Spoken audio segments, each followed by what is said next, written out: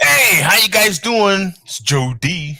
We are back and possibly as good, if not probably a 5% improvement over last week, which is still way down here somewhere. You know what I'm saying? But we are back again and better than ever, I think. We've got Coach on the road. We've got Bum, St. Ides crew wearing the representative shirt.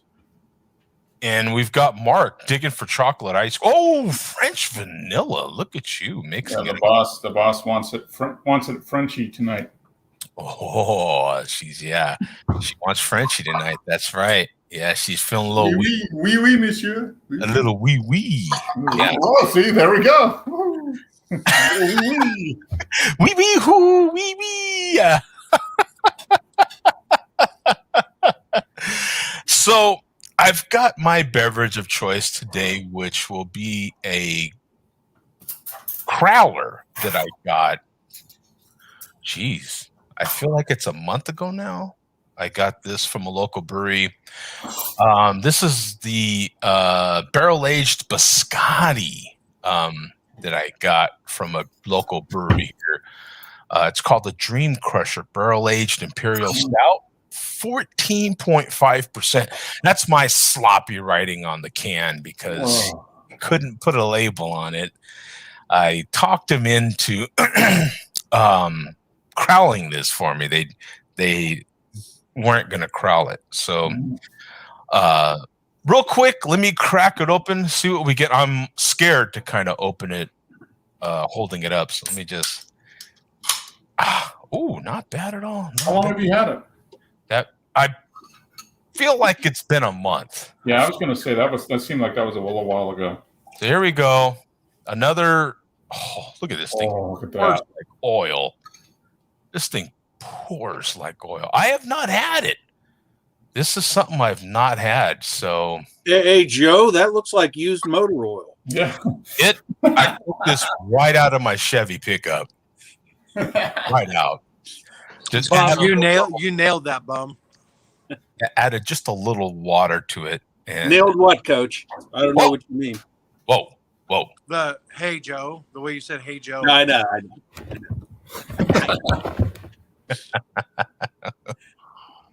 Okay, gotta go serve the boss. Oh man, that is for 14.5. That is really good.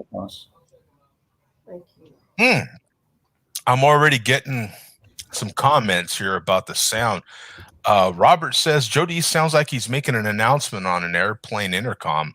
So do I sound like Tom? Is that what it is? I sound like Tom? It doesn't sound that bad to me. No. He's flying a plane. Yeah. Hey, if I can get flying a plane money for doing this stupid thing, hello, sign me up, right? I've already got the zeros. I just need something more substantial in front of it. Anything more than a zero. I will settle for anything more than. Whoa! Coach has got food porn in our face over here. Man. Oh, yeah. Oh, get your finger in there. Fingering his meat. Yeah, he likes to play with his meat on camera. Yeah. And tell you the truth, his meat he was a little soft in the middle. Guys, don't look at my ribeye. Don't look at it. Yeah, but hey, oh yeah, just like to watch a man put his asparagus in his mouth. Yeah.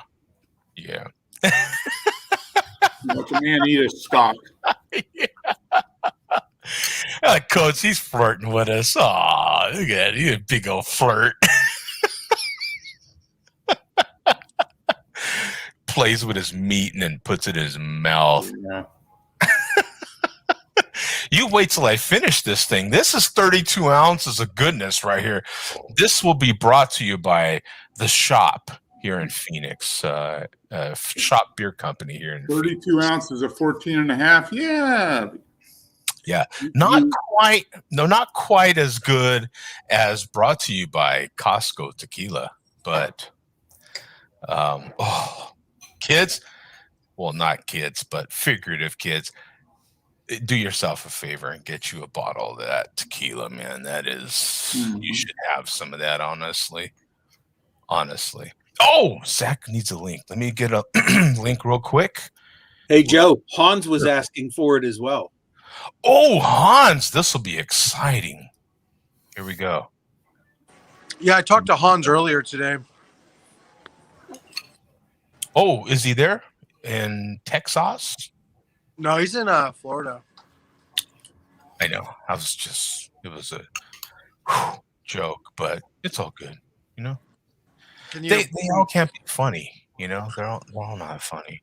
Well, what would you tell your 25-year-old self that we're all not that? just that. There we go. Hey, there's Zach. How you doing, my friend? Hey, Zach. Good. How are you? What's up, Zach? Look at that. He's the #1 Avalanche fan ever. Look at that. It's better than that other shitty team that our city has. The one that throws that oval ball thing. Yeah, the one that's got that bucktooth bastard that works for him. Oh, yeah. Hey, there's another member of the Bald Brotherhood. What's up? How you doing? Pimpolicious. What's up, man? How you doing, Pimpalicious? Hey, we're hanging. We've got Hans there from Florida. All right. Drinking a cup of coffee? Whoa. Coffee? Is that okay? Is that good Cuban coffee? Is that American coffee? I had some Cuban coffee earlier, and Okay. it was probably like 4 shots of it, Oh, espresso. Oof. And then now I'm having like American. I'm having this. Folgers. Having this one. Oh, Instant Nescafe. coffee. Okay. So, That's kind of America, Mexican-ish. yeah, this is Spanish. This is from Puerto Rico. And when you look in the bag, it's Puerto Rican. Yep. Okay. Wait a minute. We've got a beautiful young lady on screen here. Anytime we have a beautiful young lady on screen, we always acknowledge. Hi, Piper. Hey, Hi. Pepper. How you doing, beautiful? Good. How are you feeling today? What's it like? Are you back in school and all that? No. I'm homeschooled, I'm homeschooled. Okay. but you start hockey. I start hockey tomorrow, Oh, and Hartley was supposed to go today, but it got canceled. what position? Defense. Oh, right on. How long have you been playing hockey? Since I was 3. Oh, we've got a veteran here, man. Wow. That is Hockey players always start young. Yep. Yeah, dude. Kicking my butt. Hey, you know what? I can get on some hockey skates and fall way better than you can. I'm telling you right now. All right, go have your juice. Oh man, I'm telling you, hockey is one tough sport, man. That is for sure. Hey, Joe, you was talking about like some tequila. That's good. Huh? Yes, sir. Yeah. Well, Costco, right? Yep. Kirkland tequila. Is it good? It's fantastic. It's not just good, it's fabulous. What, Hans? Watch the show from last week. You'll see how good it is. Yeah, I've seen half of it. I'm like wondering, like Costco, okay. Yeah, it's Like some other phenomenal. brand stuff is good. Yeah, the Kirkland. Yeah, it's Okay. the aged one. Make sure to get the aged dark. They have they have white and a dark. Get the dark one. You ever tried the white? The white is a little bit more harsh, I guess, if you will. A little bit more. Okay. A lot of ethanol. Yeah, a little bit more. Okay. The aged one's a lot milder. Just you can actually get some fruitiness in it and stuff. It's fantastic. So Zach, how are things going, man? What's the latest with the brewery and everything? Tell us the state of Colorado right now. We're pretty good. We're just chilling. Same old, same old. I mean, nothing's really progressing, so we're just waiting until we can open up more. Weather sucked up here, so that has not been super fun, but we've been making it through still. You know, I see you with that stainless steel straw. I recently bought some of those. They look like exactly the same. Yeah. Do you like those? I kind of liked it. I have to admit. They're better than plastic, right? I have to admit, I bought them just kind of on a whim. I was at IKEA and I said, they had a bunch of them, so I think they were like $1 or something for a 4-pack. So I picked them up. I'm like, I'm already here. They're $1. Screw it. I thought they were kind of cool, man. They work out all right for a straw. Yeah, for at home and that sort of thing. Yeah, absolutely. So right now I am drinking from the Shop Beer Company here in Phoenix. That's my favorite brewery in Phoenix. Is it the Shop? Yeah. Okay. Or in Tempe, I guess. Tempe, exactly. Yeah, that's my favorite brewery. It's phenomenal. I'm not sure what they looked like the last time you came here, but they have that cool ass patio area and everything. Yeah, it's like there's the little kind of tap room, and then there's like almost a courtyard looking patio, and then it's their brew house. Yeah. And it's kind of all between there, and then they got like a food truck right there in the parking lot. Yeah, sometimes. Not they're kind of having a hard time with food trucks because of all this COVID stuff and a lot of going out of business. But yeah, I love the Shop. That was the first brewery I pulled in when I was in town, and I had to go back. That's my favorite. Well, this is their barrel aged. This is their Dream Crusher, their barrel aged Scotty. That I did the same deal like I did with you, man. I got them to crowler it for me, 14.5%. Oh, this is going to be a good show.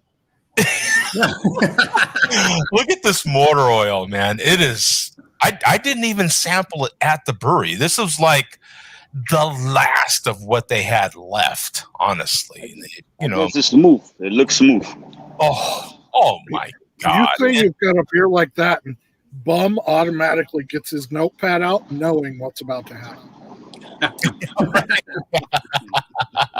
Yeah, with me having 32 ounces of a beer like this and Hans in the show, please, that the notepad is out. Exactly. I'm high. I'm fucking high.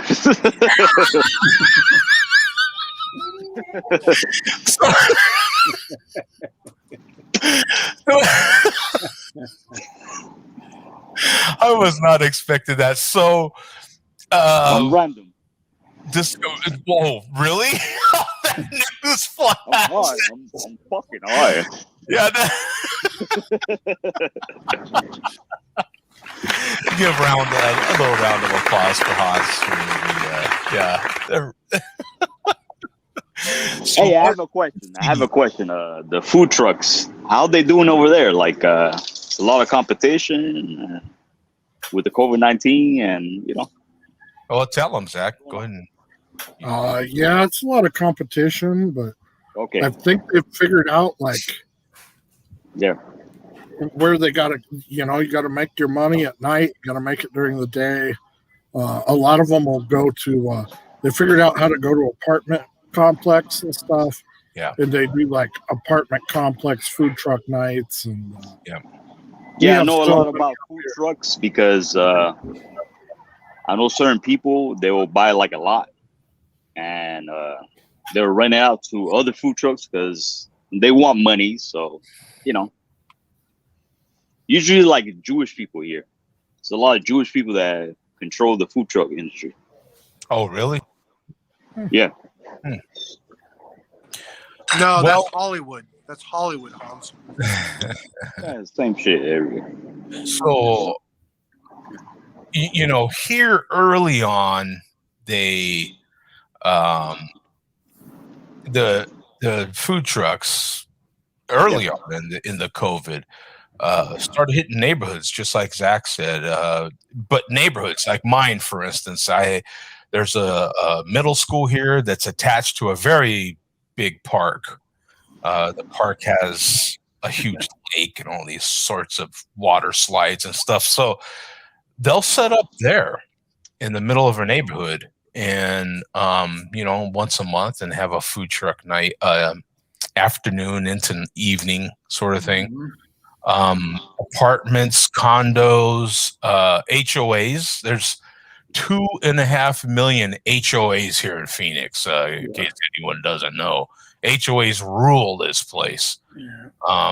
So food truck industry is kind of shaky. Yeah, you're saving money for not paying rent at a place, but a lot of competition. Everybody want to have a certain spot, So no, you're right. Yeah, there's a lot, and just referencing the shop. The last conversation I had with them, they're having a hard time finding consistent food truck operators because food trucks aren't consistent. Running out of business. Yeah, that's the thing. Consistent food trucks don't go together. I love some of them. I love some food trucks, but food trucks can also be the bane of my existence. Yeah. Like there are dudes that do it really well, and they're business guys, and they know what they're doing. But there's other guys that some days they make me feel like I might have a heart attack.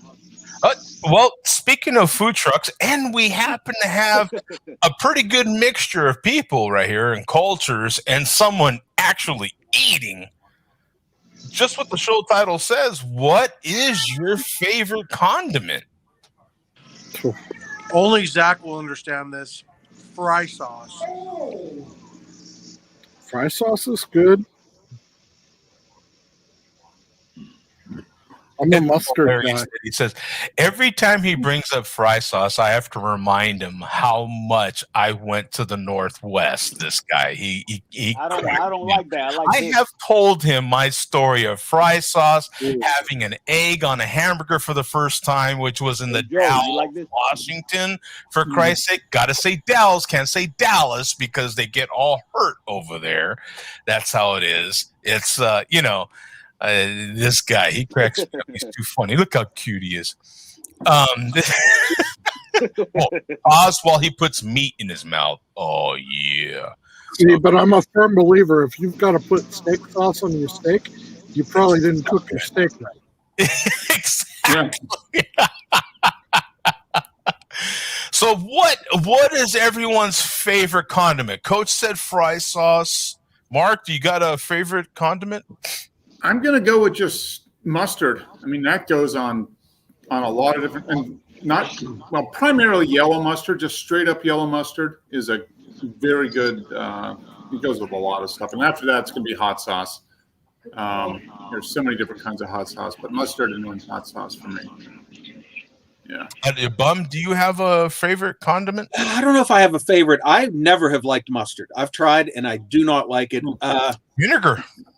I would say that sriracha is creeping up there, but I would say the Texas Pete's version of sriracha, which is a little sweeter than the sriracha. I don't quite. It hasn't quite replaced ketchup, but I will dunk fries in it now. And not that ketchup. I like ketchup, but I know a lot of people despise it.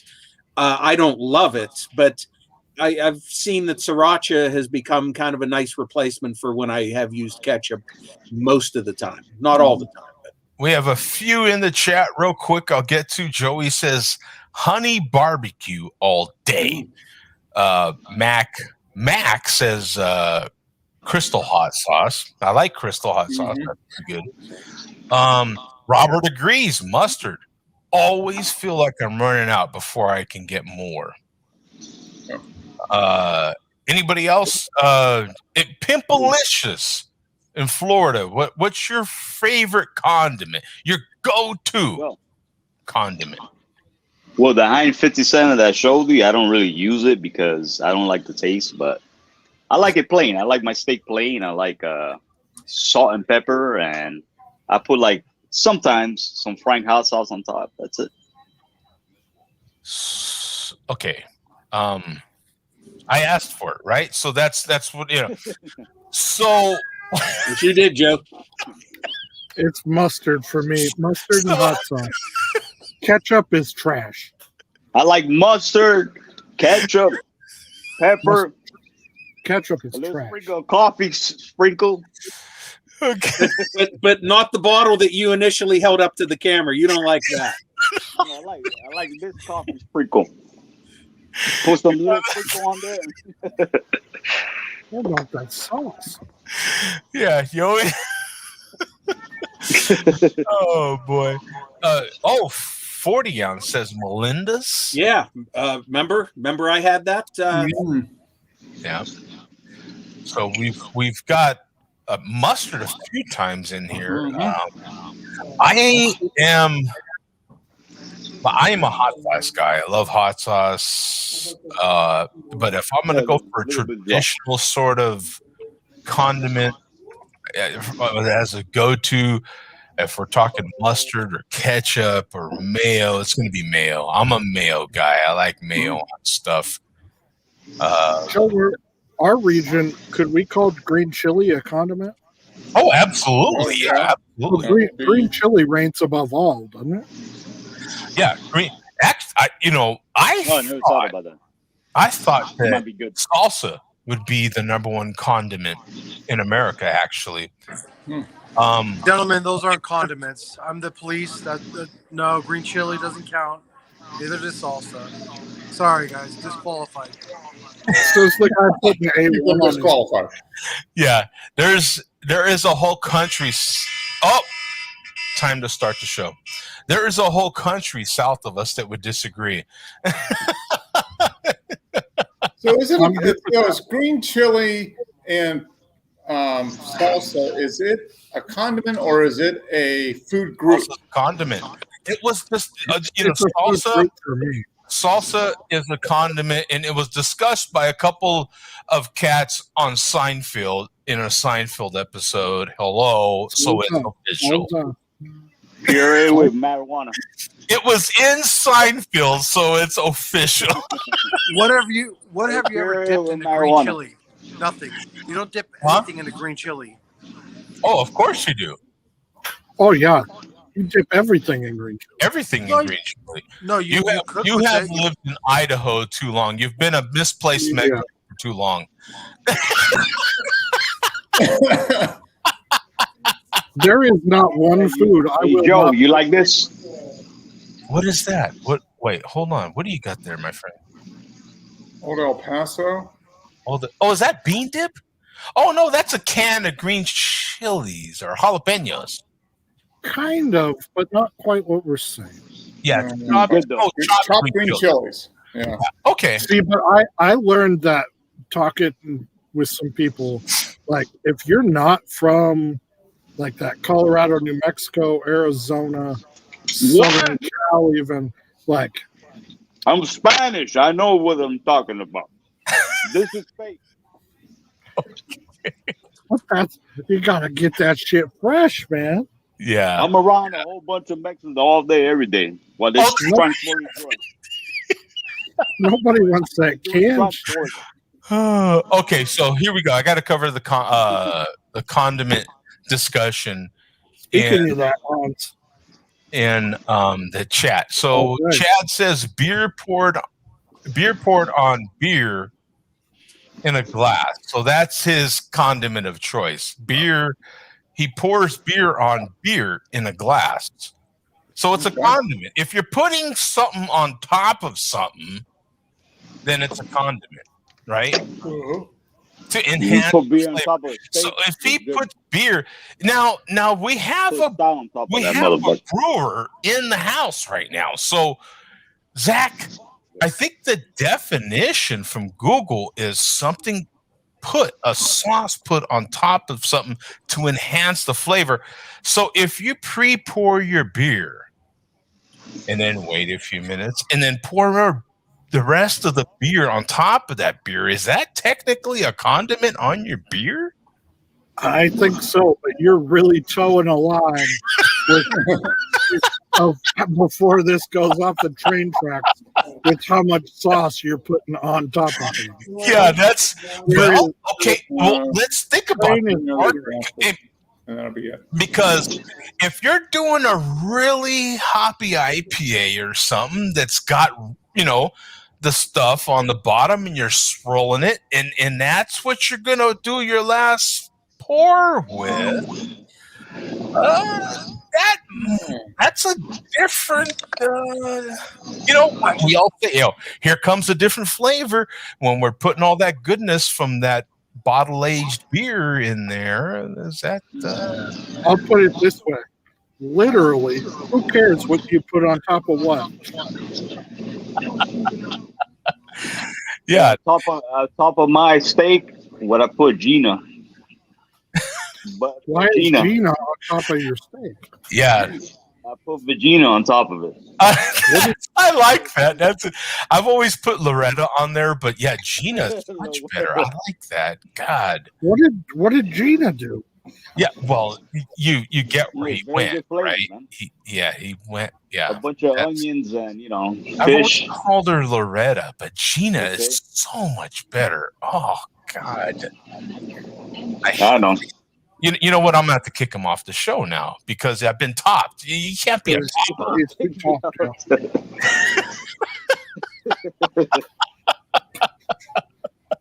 I like that. Damn you. That's a good one. So I've always thought it was Mayo. I think Mayo is America's favorite condiment. What kind of mayo, though? Because there's a lot of different kinds. Oh my of mayo. God! Well, mustard isn't saying anything either, is it? I mean, there's 2.5 million kinds. Go to Germany and ask for mustard. Hello, that'll be a long conversation. Joe, are you a Mayo or a Miracle Whip guy? Oh no, Mayo. No. Miracle I agree. Oh, I like a good, kind of tart mayo, like a Heilmann's. Look, we've got someone in proper South. He's in Dukes, Atlanta general area, Dukes is where mayo is king, son. He lives in the mayo capital of America, I think. Yeah, pretty much everything gets dunked in mayo here. Have you guys tried the? I just learned about this, but instead of putting butter on your grilled cheese, you put mayo. Yep. Yeah. Yep. Oh, absolutely. I never thought it, and I fought it because I love butter. Yeah, but no. Yeah, Fresh mayo or real mayo on grilled cheese. Yeah. Anything that you put butter on to toast, if you put mayo on it, I swear to God, it's like better. It's better. Yeah. Okay, I'll give you another example. Like here in the Southwest, in New Mexico, it was a big thing. Same thing here in Arizona. Mayo on your hot dog, mayo on your corn on the cob. Bomb. Yeah. See, and if you go up further north, like Washington, you go to Seattle, they do the cream cheese dog. Oh. Cream cheese on your hot dog is killer. Yeah, I can buy that. Yeah. Like some French onion dip. But yeah, no, mayo is good on most everything. But I still like mustard better. Agreed. Yeah. Okay. Mayo is good on some stuff. So here we go. I'll share the screen, and this is all according to Google. Mustard or mayo? What's healthier? There we go. That's the question. Mayonnaise has eclipsed ketchup as the top-selling condiment in the U.S. I can believe that. That's because ketchup sucks. Yeah. It has topped ketchup. Ketchup used to be, but mayo is now king. Yeah. I gotta go eat dinner, boys. I'll try to get back, but if I don't, All right. See you, Zach. All righty, Zach. All right, take care. So Americans eat $2 billion worth of mayonnaise each year. and only 800 million in ketchup, according to Now, I wonder how much of that mayonnaise number is helmets. Do they count that or not? I'm just wondering. I don't know. Because if they're eating that, then they're mayonnaise wannabes. That's not real mayonnaise. I don't know that. Miracle Whip. Yeah, that's Yeah, I think no. I've seen somebody put mayo on spaghetti, pasta, or whatever. Mm-hmm. Yeah. Oh yeah. Yeah. You like it like that? I don't know. If No, I somebody don't. tried But I mean, I could see that because I mean, mayo is essentially just fat and eggs with some salt and lemon in it. I mean, so it's got a little tart flavor. So here's the order. Okay, this is size of U.S. market for condiments according to dollars. This is 2013 dollars. Look at mustard way at the bottom. Yeah, mustard is losing money. Actually, they said mustard is going down. Yeah, hot sauce. If you add mustard and hot sauce together, that's half a mayo, so it's not too bad. But who's on top? What's the top? Sriracha. Look at sriracha, man. Yeah. I mean, gaining ground, sriracha. Yeah, hey, there we go. Then you've got others. Look at others in here. Vinegar. Guacamole. Now, see, vinegar comes in. Now, some may not consider that a condiment. You don't eat enough fish if you don't think it's a condiment. If you eat, I can hardly eat fish without malt vinegar. No, you got to put vinegar on it. And I wonder if they count like the vinegar. People make like an oil and vinegar dressing. Guacamole? Do they count that? Yeah. Guacamole. Yeah, guacamole. Jelly. In the South, you can't. Some people can't eat grits without jelly. That's true. Mayo and jelly. Deep fry everything and put some mayo and jelly on it, and you're good. They got relish, syrup, wasabi. You can't eat sushi. Wasabi? I like wasabi, but it's too spicy. Oh man, some wasabi that's the spiciest thing I've ever had is wasabi. You get a real thing of hot wasabi. It gets in your nose. Oh my gosh. Oh my God. Okay, so is wasabi spicy or is it? What is it? I don't consider it spicy. It's hot. It's hot and spicy, depending which one you get. Yeah, it can be. It's like horseradish. It's like spicy. Yeah. It's like horseradish or garlic. Like if you have you ever taken a bite of a raw onion or garlic? You still get that weird thing in your sinuses, right? Yeah, it's not hot, but I don't know. Wasabi just it vaporizes and it goes up through your sinuses and it just burns. So we have Bum, who said, I now have bought 4 different barbecue sauces or any type of sauce from Sauce Boss recommendations.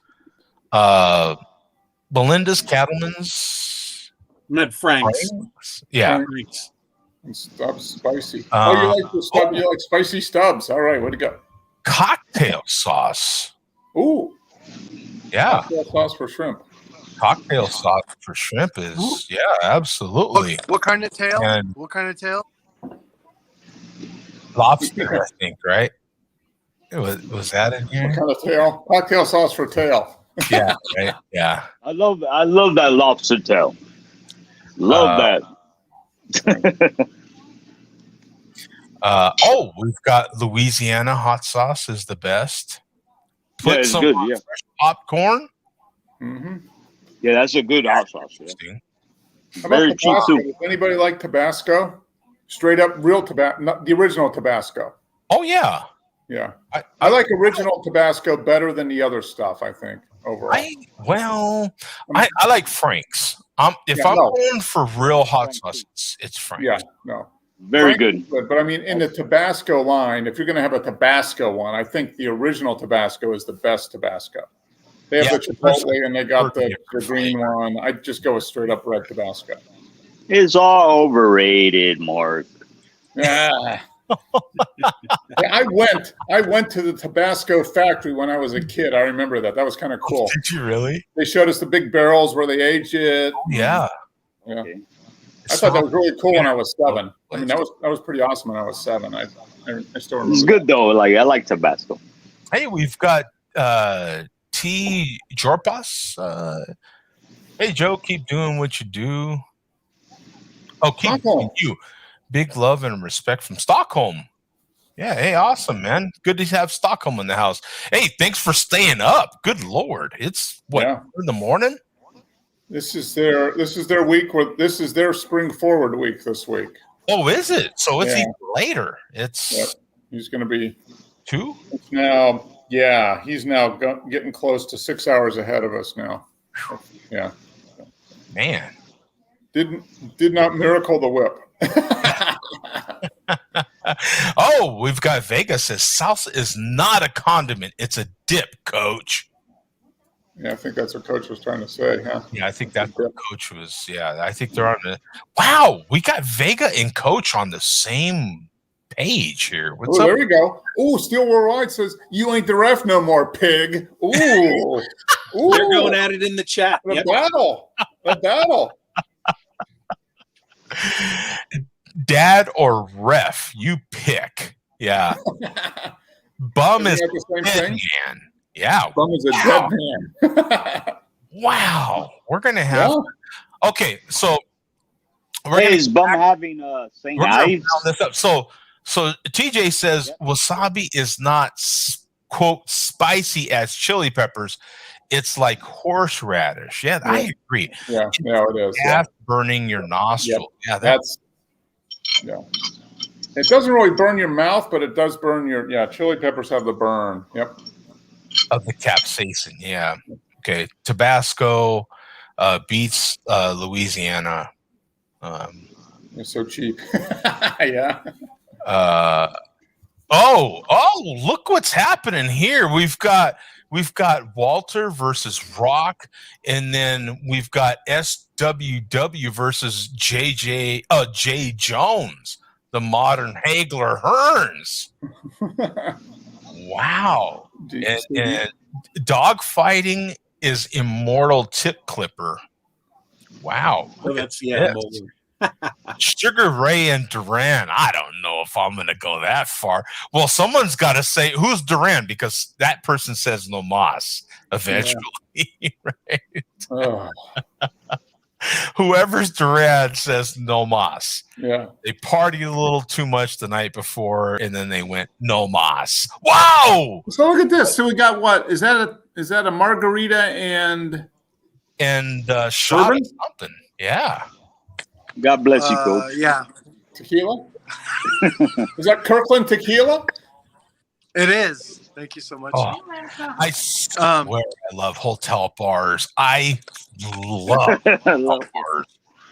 Oh, because all you got to do is make it to the elevator. You know, like that's all you got to do. You make it to the elevator, and you somehow wake up in your bed. It's freaking great. And the thing is, if you pass out, then they just put you on one of those bellhop things and wheel you up to your room and dump you in it. Oh yeah. Because they can find the key. They know what room you're in. They know what room you're in. Yeah. Did they really do that? I want to go. Robert says 6. That's it. Yeah. You tell the bartender when you get there you're in room 6, and that's it. That's it. Like you're done, right? You're done. That's it. I'm in room 6, and just keep it coming, sister. Right? Like that's it. That's what's up. I mean, I could charge my drinks to give somebody them else. a massive tip after that first one, and you're done. Right? Evening done. Room 6, a 6-pack. One in Texas, Coach. What was that? It's called Louis the 13th. Look it up. Yeah. Is that Louis the 13th. Louis the 13th. Oh yeah, Hans. It's about $250 a It's shot. good. Cognac. It's good. All right. Oh, shot price. Yeah, we're going for shot prices here. Yeah. Oh, yeah. Followed by a margarita. Listen, butthead. Yeah. Yeah. Okay, here we go. Oh, my God. Look at Coach. Look at you. Look at you. Look at this guy. Best $100 shot you'll ever take. Joe, YOLO. Have another I'll one. never take $100 shot. Okay. Well, it's a double. The bottle's nice though. Oh, the bottle's sick. Look at that thing. Yeah. Okay. While we're on the topic, we'll start with Mark because I already know the answer. $100 shot, man. You're a couple. Let's call it 3 beers in. You're 3 good 7-point beers in, man. Mm-hmm. Are you doing? You're with buddies. $100 shot. Are you? No. I for $100, I could buy 4 good albums. I could buy a case of really good craft beer. A new haircut. Are you seriously buying 4 good records for? Oh yeah, decent records on Amazon. Come on. Yeah. I can't buy 4 records for $100. Hell, For $100, you could probably get 10 good craft beers at a bar, right? 10 good full pours of a tasty craft beer. Probably good. I'd rather take 160 ounces of tasty beer over 1 ounce of tasty alcohol. Now I'd pay $25 for a shot. Let's say it's a double shot. She's willing to put you a double shot. No. She's hot, man. She's smoking hot. Mm-mm. And $25. That's it, man. Same thing, man. Not a chance in hell. No moss. Pimp, what about you, Pimp? You doing it? You're already a few in. You've already had some of the magic pipe there. I mean, are you doing it? We have the Gina, not magic pipe, behind my, my rectum. But yeah, I'm just relaxing. There you go, Joe. There's your answer. Good answer. Okay. I gotta say, man, I could be talked into it. If someone elbow nudged me and double dog dared me, I'm in. That's it. Really? Talked into it. Oh yeah, easy. $100 shot. All they got to do is all they would have to do is be like, "Come on, man, bro." If they broed me a couple times, and we're like, "Come on," I do called me the P word a few times, I do whiskey. That's a whiskey. Yeah, the P word that ends in something that rhymes with whiskey. I mean, a few times I'd be like, "Oh yeah, man." I mean, okay, screw it. PNW, good. Mixture. That's it. You get somebody pregnant. I mean, just to say you've had some. Now, when my sister got married, I had some. Have to admit, I had some tequila like that. Had some. I bought the table a round. It was an incredibly expensive round, but bought the table a round. It was my sister's wedding. What are you gonna do? You know what I'm saying? But yeah, save your money and buy vinyl is what I would say. I could have bought a whole record collection for the price of You could have bought Wes's record collection. I could have bought Wes's whole 5,000 record plus You could have collection bought his whole damn room full of vinyl. for that 1.5 ounce shot of tequila that I bought every. I got to imagine he's probably got 20, 30 grand in that. Oh, please. At least, yeah. Yeah. Oh my God. And he's bought a few collections too. Yeah. But yeah. No, I would. I have to admit, I'm that guy. I could be talked into it not super easily because I do have that reasonable side. But yeah, if it's the right night, bartender's hot, they're kind of flirting with you to get you to do it. I'm like, yeah, all right, all right. Hey, how you bang a nothing out of it. You know what I'm saying? But you're still like, all right. Okay, I was sold. Give me the damn shot already. You know what I'm saying? Let's get it over with. Stop talking. Hey, you know how you bang a bartender? Whoa! I'm gonna tell you the secret. Okay. The night secret. Okay. Well, you're full screen there, Mr. Darkness. Go for it. Okay, you get some shots. You give her shots. She got blinded, and that's it. You take her home, and that's it. Boy, oh, you That's how think it goes. it's that easy? What are you kidding me? No, it's easy. Most of them don't even drink. What are you talking about? You gotta get her at the right moment, man. Do you It slip works. Mickey? Is that what you do? That was in Seinfeld too. You remember? You slip the pill like Cosby, and that's it. Bum, did I not ask for this? You asked for it. You know what? You know what? Pimpalicious is the condiment. He is the salsa to this show right now, right? I don't know, man. Yeah, I'm right. just- You add that little bit of spice to the show, man. That little bit of extra. Yeah. Latina spice. Whoa, are you the Latina in this show? Is that what it is? Yeah, I'm a girl, man. It could be a Latinx.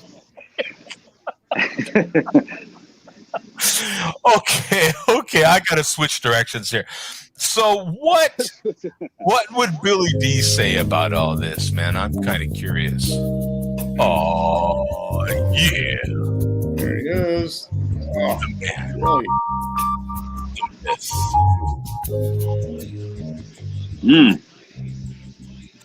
Well, it's me right there. Yeah, well, no, not you anymore, man. We got the real Billy D in here. If Billy D wants to get a bartender, he doesn't have to slip them a Mickey, but he might slip them a Mickey's occasionally. Mostly a Colt 45, but occasionally a Mickey's. Yeah. Well done. Billy D always has the lines because why? They work every time. It works every time, and then he breaks out his own favorite condiment, which is his own secret sauce, which he brews up and produces himself in small batches. Very small batches. In this Yeah, like about 10 cc's maybe. Yeah, CC's.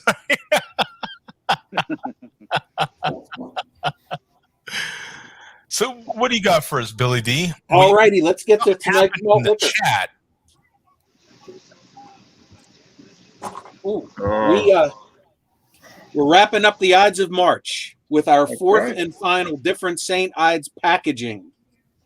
This is the 22-ounce bottle of St. Ides. High gravity malt liquor. Oh, Once again, not available in Pittsburgh. And let me tell you something. If anybody has ever earned this shirt, it's me.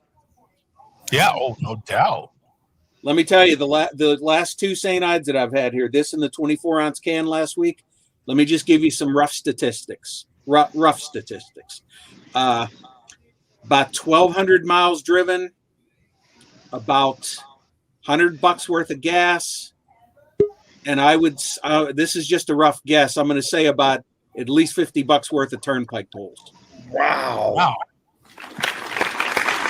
So, was this St. Ides, did this come from the state of Michigan somewhere? Yes, it did. Oh, that's where you went. Okay. Mm-hmm. Wow. Yep. Wow. How does it taste, though? I never had it. That's commitment to fine It report. tastes like crap, but Does it taste like old English, similar or no? I don't know. Bumps had the OE, so how does it compare to OE 800? My taste buds still aren't sharp enough yet where I can make a distinction. I'm going to just have to keep drinking more of it. Hey, it sucks being a journalist. You got to do what you got to do to report it. So we're going to put Billy D back here again. Oh, Billy D. And we're going to put the St. Ides up here so it stays in frame. Oh, Now, fucking Billy D. if you recall, last week we covered my disputed cap crack, from the week before of the 40. Yes. Last week when I opened that 24-ounce can, I had really just assumed that that there would not be any controversy last week. Unfortunately, there was a little bit, not as much as there was the week before, but we'll cover this real quick.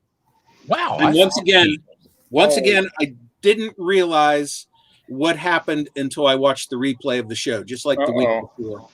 So, we will go to last week. We'll cover this part real quick. Okay. This is last week's show. Go to 42 minutes, 40 seconds, Joe. Okay. Well, no charge. Let's let me pull this up here. 42:40. Yeah. Alrighty. Here we go. There we are. Okay. We are at the magic moment. You're opening up the can. Wasn't that a song? This magic moment. Magic moment. Crack it and listen for the hiss. Hey, Bump. Listen to it. Oh, Hopefully we didn't miss the hiss there. yeah. Someone messed it up. Some big fat. All right, we heard the hiss. That was good. That part was good. But watch what happens here. Right there. I totally forgot that I was supposed to put it right where I have this beer, which is on Billy. Out of frame. I moved it over to the coaster where I normally put my beer. There. It can't be verified then. It's not a verified consumption. That's the only time it left frame. And according to Falstaff, right at that point there where it left frame, I exchanged it for a different can filled with tap water.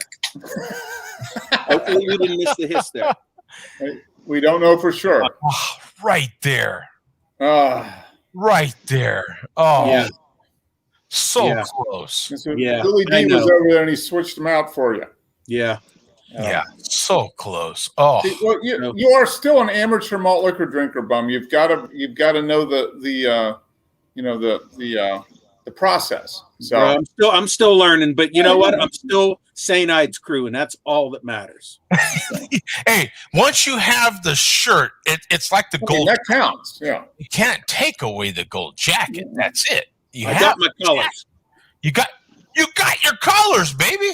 Okay. There's Coach up the elevator, walking down the hall. Yeah. Coach is up something, isn't he? Yeah. Yeah, he's up something. So to the news and the ongoing Swillville war. Sir. Things are continuing, but they're not as heated as they have been. As we've seen tonight in the chat, these two guys are still going at it. But we do have one development. I think it's been pretty much established that Steel Worldwide is not dead. He's not dead as he has been declared by many people, including Fear. Don't know if he's the chairman or not, and he may be the chairman, but we do know that he is not dead. And as a matter of fact, Fear has removed him from the Synergy Green Urn. Well, okay.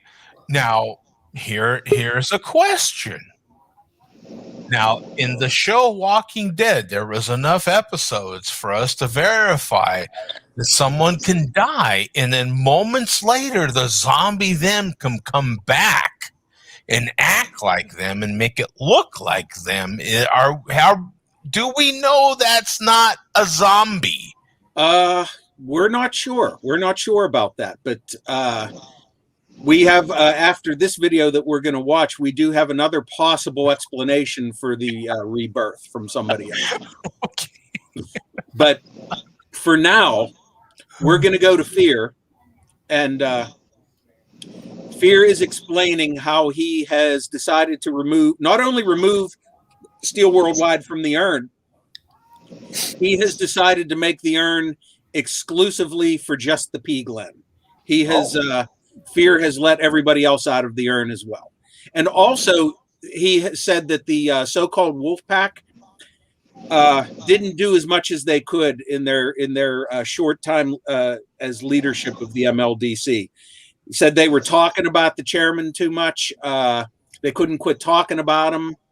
They talked about him all the time, and therefore that means he still has power, because nobody could forget about him. So Fear decided to let him out of the urn. So go to 10:05. 10:05. Okay. And you see Fear also has a St. Ides Crew shirt. Yes, he does. Yes.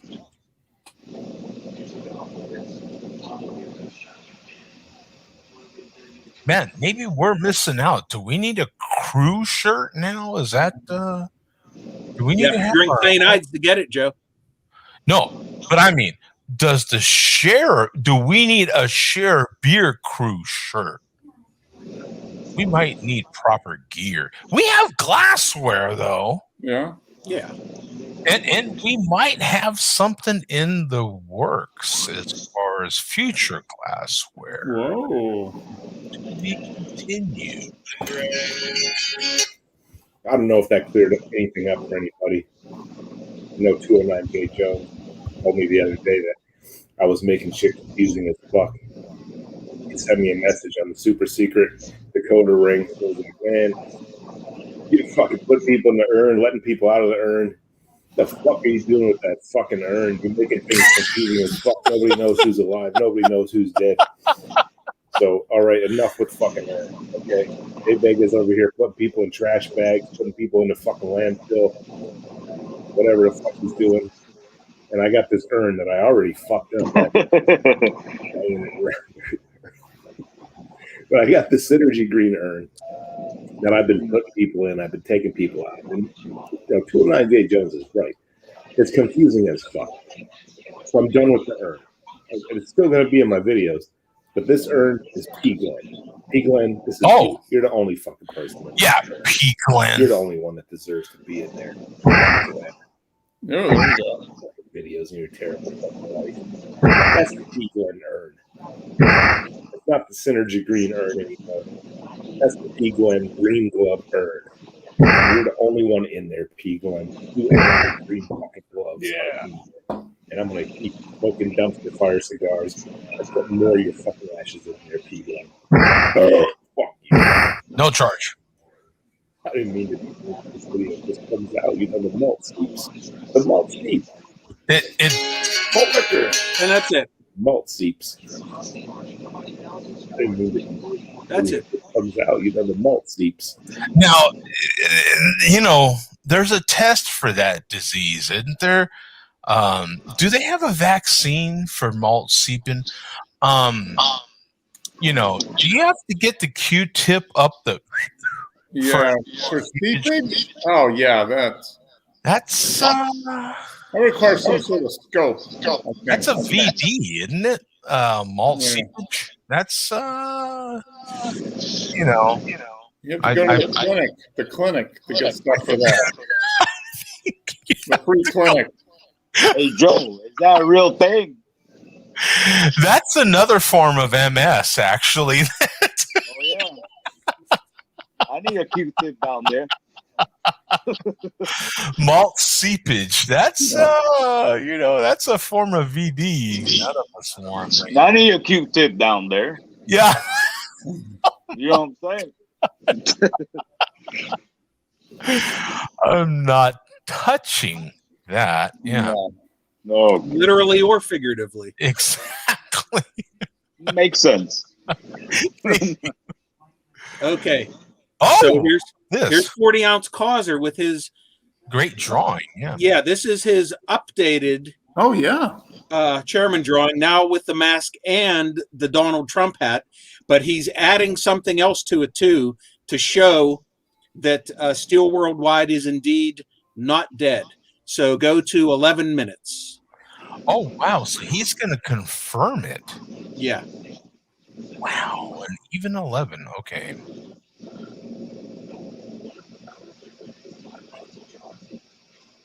Is that low carb? Is he going low carb? Is that a low carb logo, Mark? What is that right there? I don't know. What? Low carb? What? Maybe he's low carb. Yeah. What? He doesn't look it, but maybe is this malt liquor on a diet? No. I'm not sure what that is on there. He might have even said it in one of his videos, but what? Oh yeah, hey guys. You hear that Still Worldwide's back? True fucking story. Thanks for sticking around, assholes. Yeah. Listen to some Toonskis while I show you guys how Still Worldwide came back. Oh, okay. Thank you.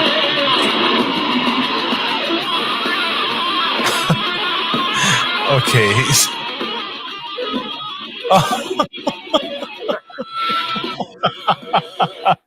Yep. Still worldwide. Pull the Jason. That motherfucker's back, asshole. Hold up. Let me zoom in. Still Voorhees. Oh, he's back, all right. Fresh out of the bottom of the fucking lake. Yeah.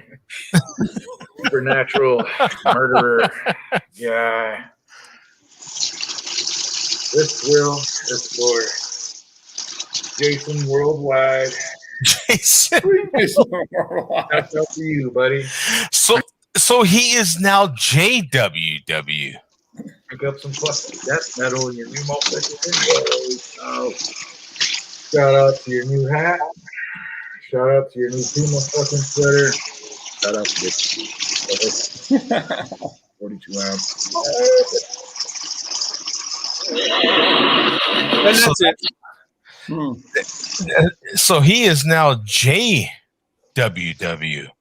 That's Possibly. Yeah. Okay. Now, So we got some background noise. yeah. Yeah. So now we know that is JWW. Okay. All right. We have that confirmed now. Okay, so we're gonna go something to something that we this is going to be a malt liquor report exclusive. Oh. This is something that I'm in total shock that nobody in the MLDC mentioned this or reported this, and I'm actually really shocked and disappointed at Havana, who nothing slips by him. That he missed this. So we're going to report this, and we'll see if any MLDC has something to say about this. Yeah. Now, we talked about the P Glen here, and we talked about how one of the reasons the war started was because of comments regarding the P Glen's deceased girlfriend Magnolia, who died 4 years ago.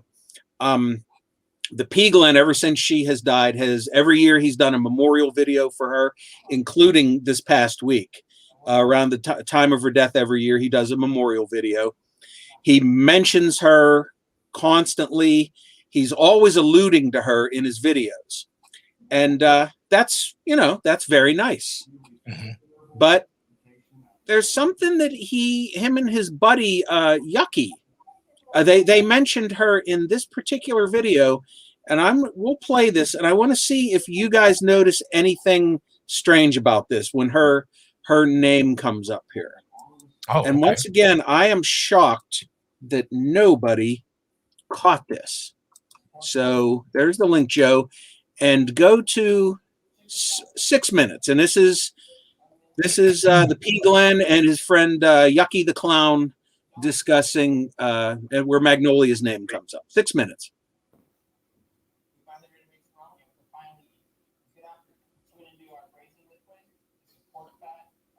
Okay. So we've got the category 5. Be bold, be smooth, be powerful. What do we think about the tie here? What any comments on the tie? I don't know. This is yeah, he's a certifiable asshole. and this guy looks like he's got the same mug that I've got. I think he's stealing from craft beer once Maybe again. it's Bobo. Maybe it's Bobo. Well, we also found out this week from hearing him talk. Not only does he possibly have the same mug as you, Joe, he also has a probation officer. Oh, really? Yeah. That's something we don't have. Right. Yeah, that is something we don't have, man. Right. What are we doing here? Suddenly, I feel empty. My life has no meaning. Now we have old shirts, and 2 of us have old shirts of the crew, but we don't have a current. We've never had a Share a Beer crew shirt. We have official Share a Beer glassware though. that none of them have. And we have we have multiple share beer glassware, actually. Yeah. Let's see. Let's get with it. Hey, Joe, real quick. They just called and said, yeah. Yep. Yeah, hurry the fuck up.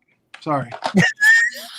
Sorry, that wasn't from me. That was from them. Sorry about that. Oh, okay. So they were asking where would I be if it wasn't for that phone call in the video? Is that what they were asking? Little Hobbit man, I've been ignoring you for the most part. Maybe replying back to a few comments here and there. I ain't watching your shit, but dude, you're bringing up my lady relentlessly. The recently deceased. Actually, it's been like a year now, ain't it? 2 years? No, it's been like 4, actually. Okay, wait a minute. They're trying to be like, okay, well, it's been like a few months, or I don't know. This is exactly my point here. A year, or yeah, let's go back on that. You're bringing up my lady. Right? And this is how serious it is, that I know exactly the day. Relentlessly. The recently deceased. Actually, it's been like a year now, ain't it? Yeah. No, it's been like 4, actually. Yeah, it's been, I don't know. Is it 3 or 4? Yeah. Yeah, 3 or 4. 3 or 4. Yeah, something like that. I don't know. Well, how long have I been banging you? I don't know. It's been Yeah. right? That's kind of like relentlessly. The recently deceased. Actually, it's been like a year now, ain't it? 2 years? I think I saw these guys in Idaho right before I left. I think it's 4. Yeah, I think it's 4. 3 or 4. I think it's 4. Yeah. It's either 1 or 2 or 3 or 4. Lady pretty much covers it. Yes, she was on YouTube, so she would hold her own. She cussed me out at least once. Now, see when this is great. So when Yucky said 1 or 2, I thought, well, maybe Yucky never met her. Maybe he met the P. Glen after Magnolia died. So I thought gave Yucky the benefit of the doubt. Yeah. But then you hear there that he said Magnolia cussed him out, so he knew Magnolia. Yeah, he knew her. Yeah. So how could somebody? You know what I'm asking here? Isn't it a little weird? I'm not saying she didn't die, but isn't it a little strange that somebody who died 4 years ago, somebody thinks it's recently, and then a year or 2? He's been drinking malt liquor the whole time. You never know. That's exactly the point of your brain on malt liquor, right? You just don't know. This Magnolia is not as important to either of them as the boss is to this show. Like, the boss is a mainstay of this show. Like, we all would know exactly. If I mean, somebody,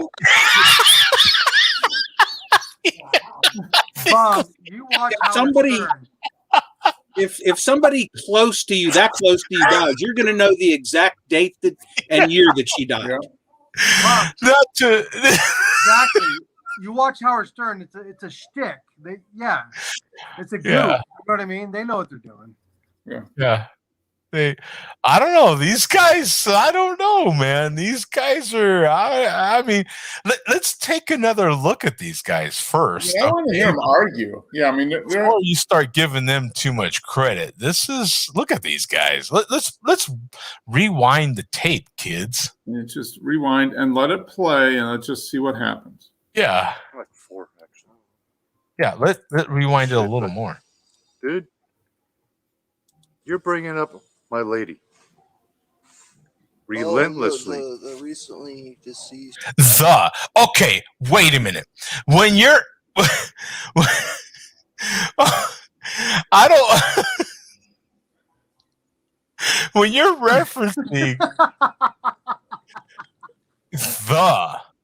okay, and you put the in front of it, I don't know. It could be the cat, the dog. Oh, yeah, your lady, right? Like, I don't know.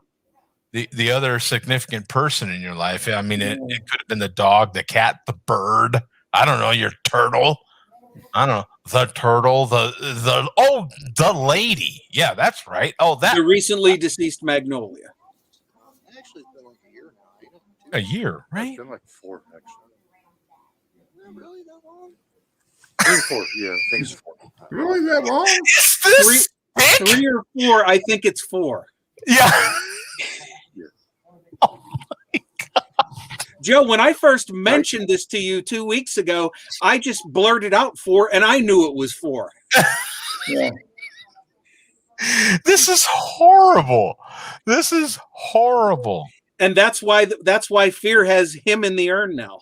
Yeah. No, He deserves to be in the urn after that. Yeah. Yeah.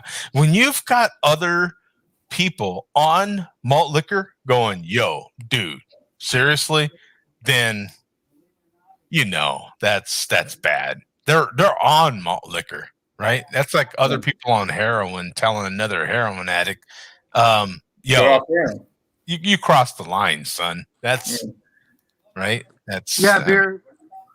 Yeah, beer. Joe, I want you to talk to you about. Have another shot. This is brought to you by an empty glass. We're gonna get some more.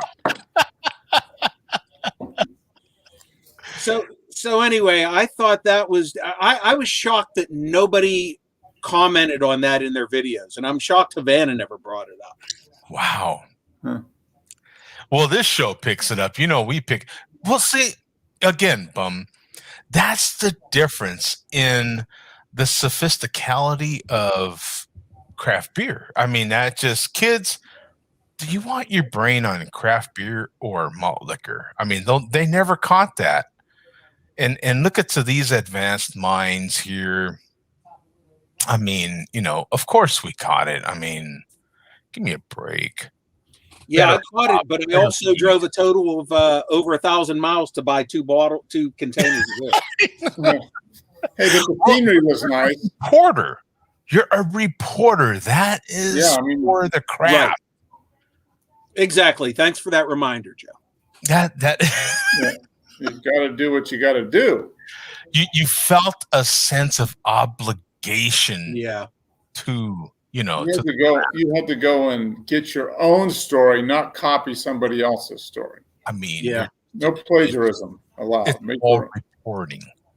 That's what that is. Yeah. So I thought actually that might make the chairman happy, or Steel Worldwide happy, the possible chairman. And Paul Sanderson is in the chat, Mark. Oh, hi, Paul. Oh, wow. Mr. Little Brother. Yeah. Yeah. Wow. So on night and everything. Good Lord. So there was a few. I just checked the live chat, and there was a few comments regarding this, but I think a lot of them are still fighting with each other there. So, but anyway, Coach, here you go. We got something from 209 J Jones, who is still with us. This is over a month old now. This kind of slipped through the cracks, and then we had so much Swivel War news that we didn't have time to report this. So we will we will cover this now. Here's this, and go to about 8:15, Joe. You got it. 8:15.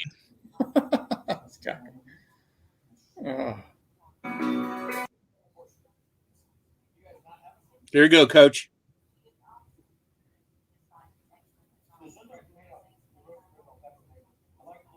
Okay, so we've got a King Cobra. What kind of snack do we have there? Starts with an A-N. Oh, I'm sorry, R-A-N something. So, shout out to the fucking coach. And an incredible looking Rams hat there. I mean, I've got to say. Fucking coach, I was watching that stupid, where the fuck that shit is. Joe Deed shit. V-Bar. That's not the V-Bar. That's it. I don't know what it's called. The Joe D show. Got that fucking guy that I made fun of that I didn't mean to make fun of because he was going to have the same thing that Christopher Reeves has. He saw a fucking horse. Oh. Good. Get off the fucking poor horse. That poor horse, he should have shook you. Oh. But anyways, that coach, he's on a show with a bunch of fucking dummies. Yeah, okay, wait a minute. Okay, we got to go to the reference because I bet you at this point most people don't even understand that reference for one, right?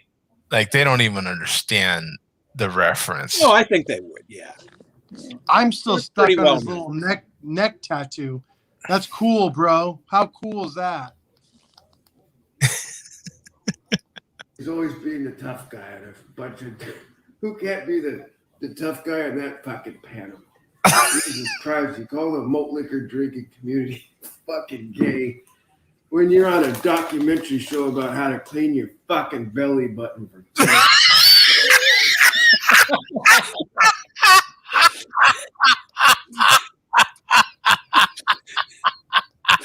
Hey, wait a minute. Wait a minute. We topped that today by talking about your favorite condiment, a-hole. Yeah. Right? I mean, we can top that. Let's rewind the tape. Jesus Christ, you call the malt liquor drinking community fucking gay when you're on a documentary show about how to clean your fucking belly button for 2 hours. Fucking guy. Nice dig. That was great. That's why the gay shit. I was gonna get on tonight, but I was like, this shit's too gay. Got fucking 4.5 men. Four. He timed it. That was great. That's why the gay shit. I was gonna get on tonight, but I was like, this shit's too gay. Got fucking 4.5 men. We'll count that tall skinny one, pencil dickhand, or whatever. Half. Anyways, yeah, it's the same guy that stick his whole middle finger in his belly button. It's fucking gross. Who the hell could do that? Fucking Luke Bag Larry, he could fuck you. I think that's a shout out to Mark. Really? Yeah.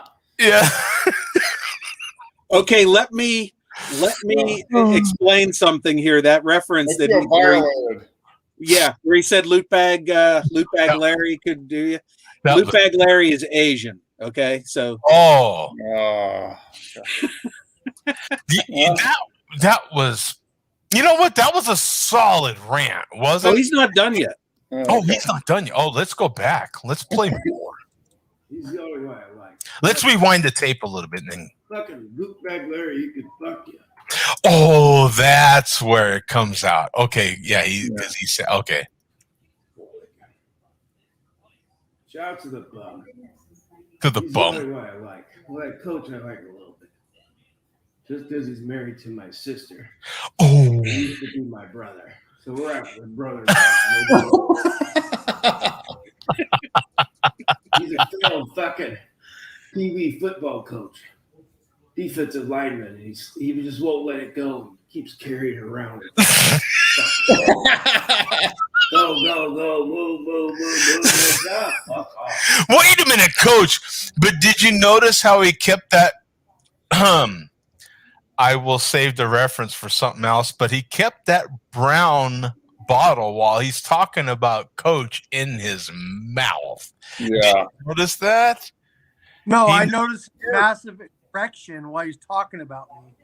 Yeah, he knows you're of the brown persuasion, and he kept the brown tip at his mouth while saying said rant about coach and how much he liked you, and you were his brother, and I think he's got a little incest thing going there. Well, look at the other Cinderson comment there. It says.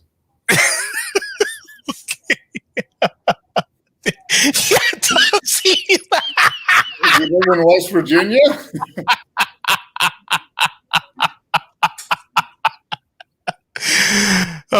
That is freaking great. Yeah.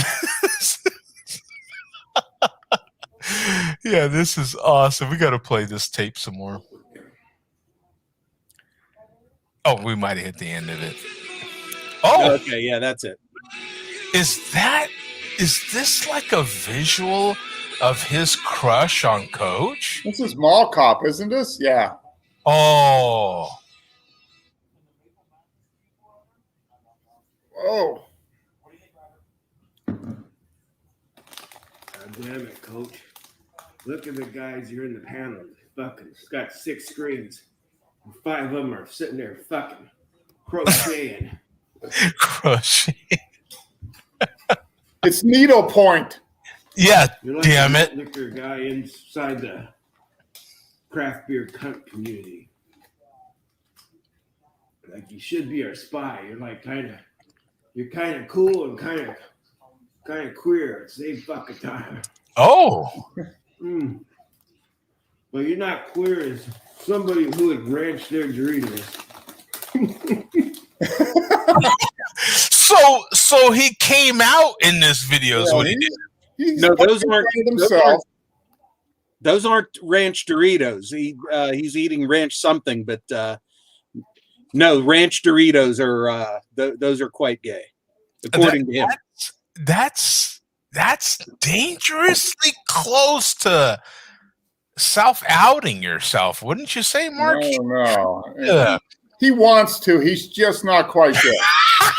We need to support him in his time of need. Yeah. So I'm with you. I'm with you. Whenever you are ready, just let it go. Let it go. Yeah. He keeps talking about the man that he has a crush on. Yeah. So we all know it's you. So just let it. Yeah. Just Yeah. I think that was release. You know how they say like everything you do says something about you, really? Mm-hmm. Like even if you're talking about somebody else, that says something about you. Yeah. I don't know. I think this video said more about 209 than it did Coach, really. Okay, he said he let it go. He let it go. So he did. He said he did. Here is a direct quote on screen so everyone can see it on your phones or not. I let it I'm proud of you, 209. I'm proud of you. Yeah. You should be proud of yourself.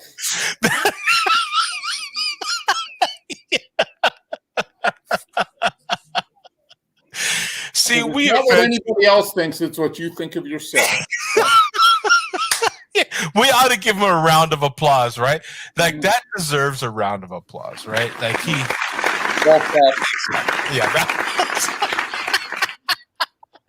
that was pretty good though. He was like, "Are you kidding me? These guys are talking about do you clean your belly." Hey, I already forgot. What I want to know is he timed it, so he must be concerned that he doesn't clean his belly button long enough. I mean, I think immediately following the show, he cleans his belly button. Yeah. And he was really given some thought to, what condiment he really does like, I mean, he's not quite sure. I think he had a little, he was kind of buy or try condimenting, possibly, he wasn't a condiment guy. So we're going to follow that up because that was Jones. We're going to follow that up with something that may end up becoming a regular feature within the Malt Liquor Report, a sub-feature within the feature, because that's a feature of this show. A possible sub-feature of the Malt Liquor Report, which is going to be Troll Channel of the Week. And this isn't anything where we show any videos. We just show the channel itself because some of these channel names are pretty good. So there's no video to show here, Joe. Just punch up the link and we will show the Troll Channel. Oh, yeah. Okay. Just a general showing of the channel. Yeah, this is like their homepage. Wow. Man, these guys are, we don't have a homepage. There we go. I like the that is hilarious. That is hilarious. Grace Jones, good God. Who set that up? What's the official malt liquor reporter's opinion on who set that I up? have some of these troll channels. I have no clue who does them. Can we see the 3 subscribers? Who subscribes? I don't think we can see that. Yeah. Man, how do you see the subscribers? Yeah, that's 209 Grace Jones. That's pretty good. I like that. That would be great. Yeah. Now the only one that I was able to figure out over the years, there was I don't know if anybody could ever confirm this or not. For a long time, there was a troll channel called 2009 Pound Mall Cop Jones. I think that might have possibly been Mr. Rayner, but I'm not sure. Oh. For various reasons. Had to do with the writing style and speaking of what's the latest on Mr. Rayner? We have not heard from him. Okay. He did comment. He commented on somebody's video within the last month, so he's still watching. So yeah, I hope as we all good health to Mr. Rayner. Yeah, Hulk of malt liquor. and a big salute to the Hulk. Yes. Incredible Hulk of malt liquor.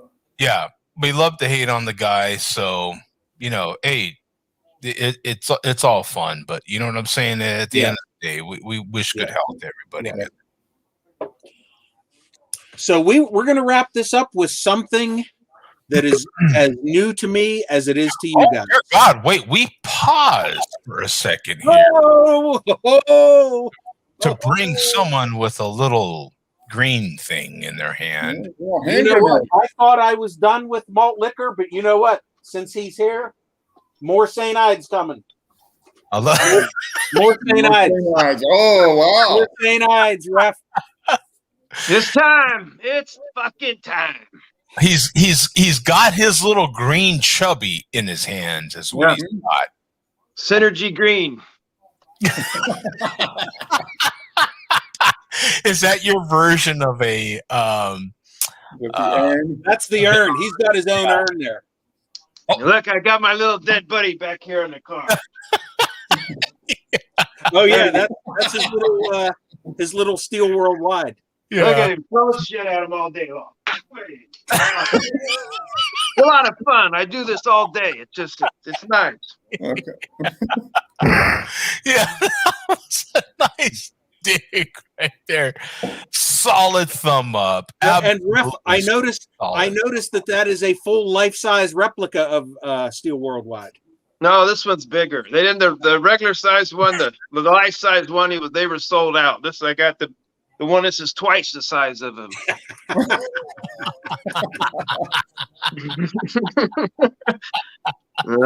gonna bury him soon, guys. Stay tuned. I'm gonna dig a hole. I'm just gonna use a little spade because I don't have to use a big shovel. Maybe even a spoon. I may use a spoon, but I'm gonna dig a hole big enough for him. Not even. He's gonna go straight to fucking malt liquor hell. Stay tuned. Live reporting. Thank you, Bump. This is incredible. Yes. Look at that right there. This is better than the championship belt. This is the ref shirt. Oh, yeah. Yeah, that's what I'm talking about. Because the ref determines who the champion is. That's right. You're right. You are right. I never thought about that. Yep. Anyways.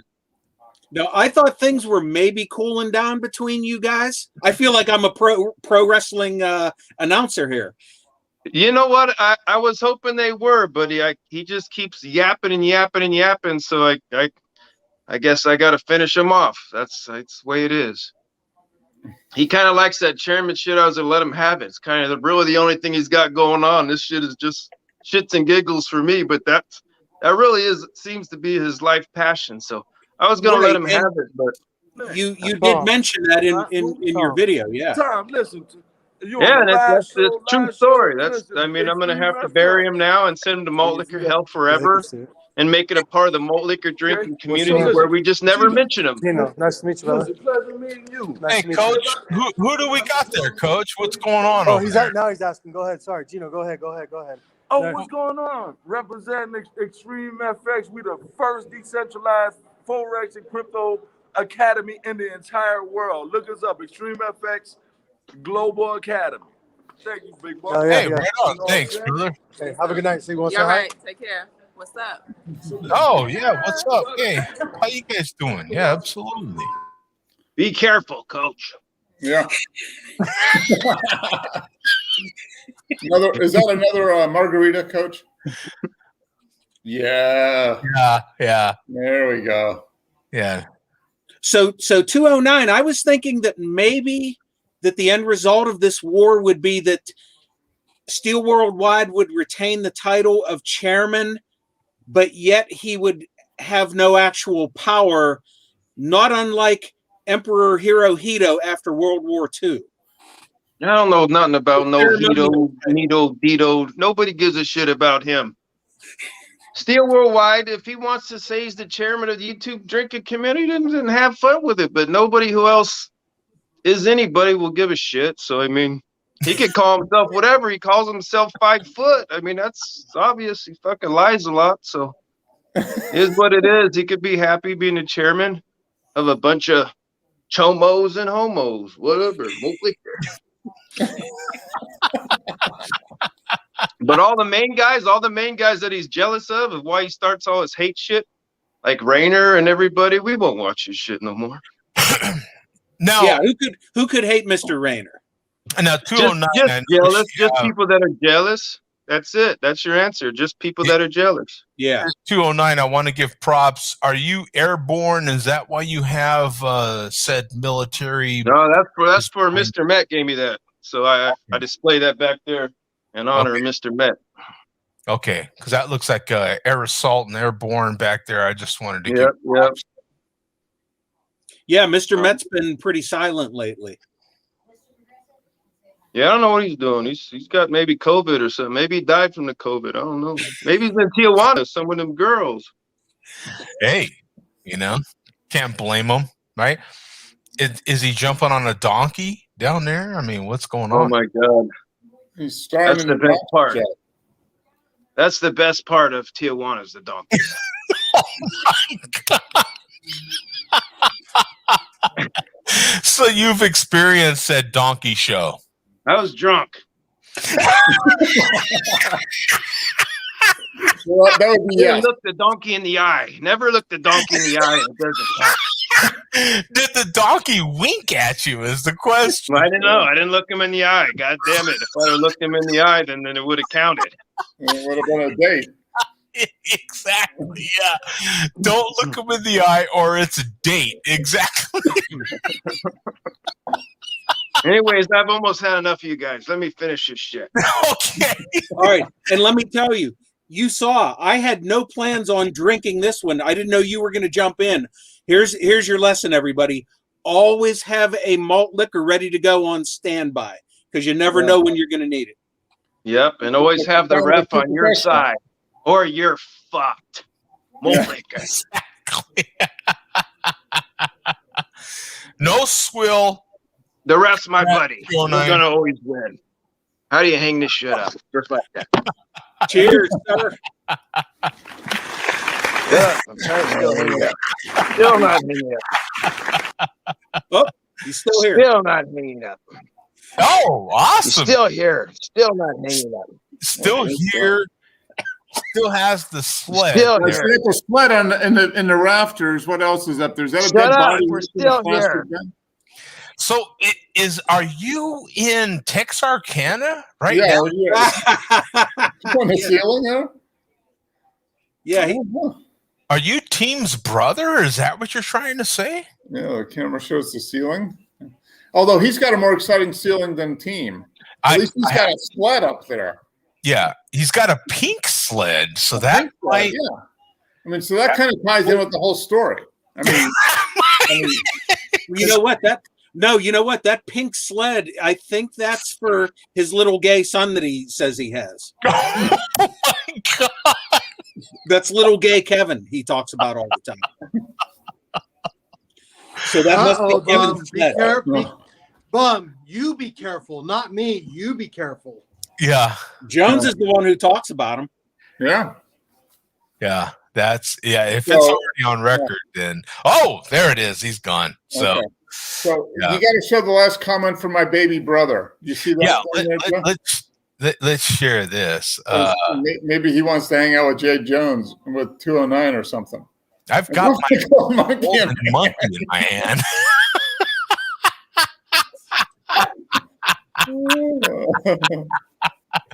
We've even got. He's back. So he's back in his room. He went down to get a to-go cup. Hold on, I got another beer. Not another beer. I got another beer. Hold on, this goddamn Google machine. That is. I thought maybe we could get confirmation from him about that sled. Yeah, we can get confirmation about a lot of stuff here. Yeah. Maybe he jumps in with a solid craft beer, something barrel aged like that. I don't think that's going to be happening. This one is getting better and better. I'm telling you. Are you done with that yet? Your final pour? I am down to the swill. Down to the swill? Okay. Yeah. I've probably got a little bit more that I'm going to pour One here. quart of so that's basically like, that's like a bottle and a half of wine, basically. This right now at this point is like, I'm trying to think of the consistency. What do you drink that is like this? Use motor oil. Hey Joe, use motor oil. Motor oil would be it would be like, I don't know, man, molasses or something. Like, okay. Coach just had a steak. That real thick and hearty A1. You know how thick that is when you pour it out? Mm-hmm. It would be like that. It's kinda, just extremely thick. Is it like maple syrup consistency? Not quite syrup, but getting there. Like that's pretty warm. Yeah, that's pretty almost room temperature now at this point. And you know what? It's still cool.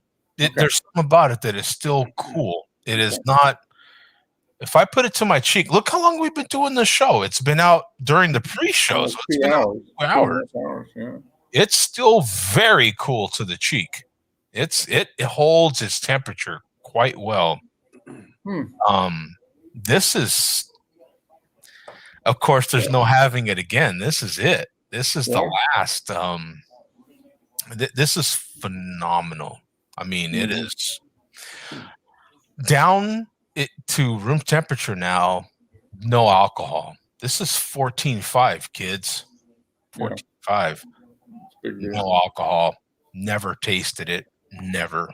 It is. Never had it. Never will. We just had a brewer that verified this is his favorite brewery in Phoenix. Yep. They brewed this. Actually, that was cool to hear Zach say that. That was cool. I was like, damn, I want to try that now. Okay. And you guys remember one of my favorite barrel-aged beers was from that man. Yep. And this one rivals it. I am the one that you talked is that Zach's cousin?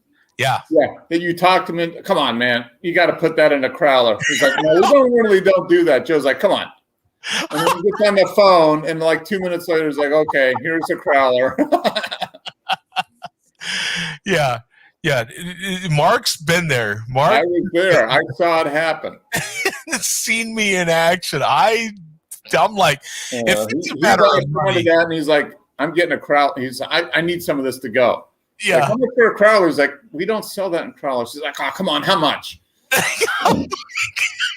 If it's money, if money is the only thing getting in our way, then let's talk. Yeah. Right?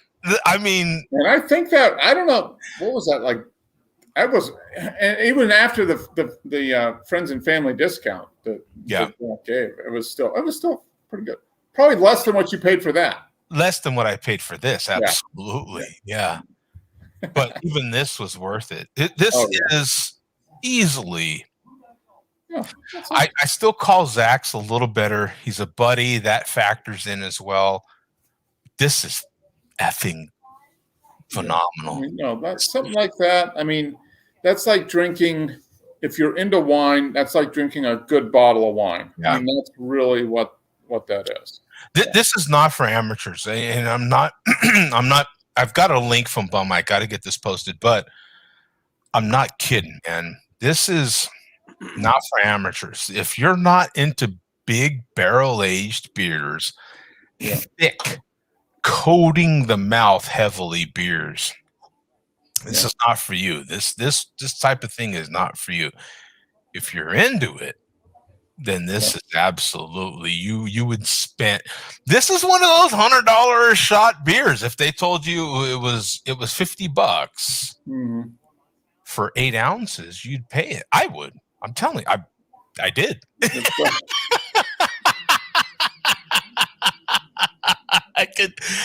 I did. Here it is. I mean, look, the answer to most of your questions is money, right? So if you're at a brewery and they're like, oh no, we don't do that. It's money.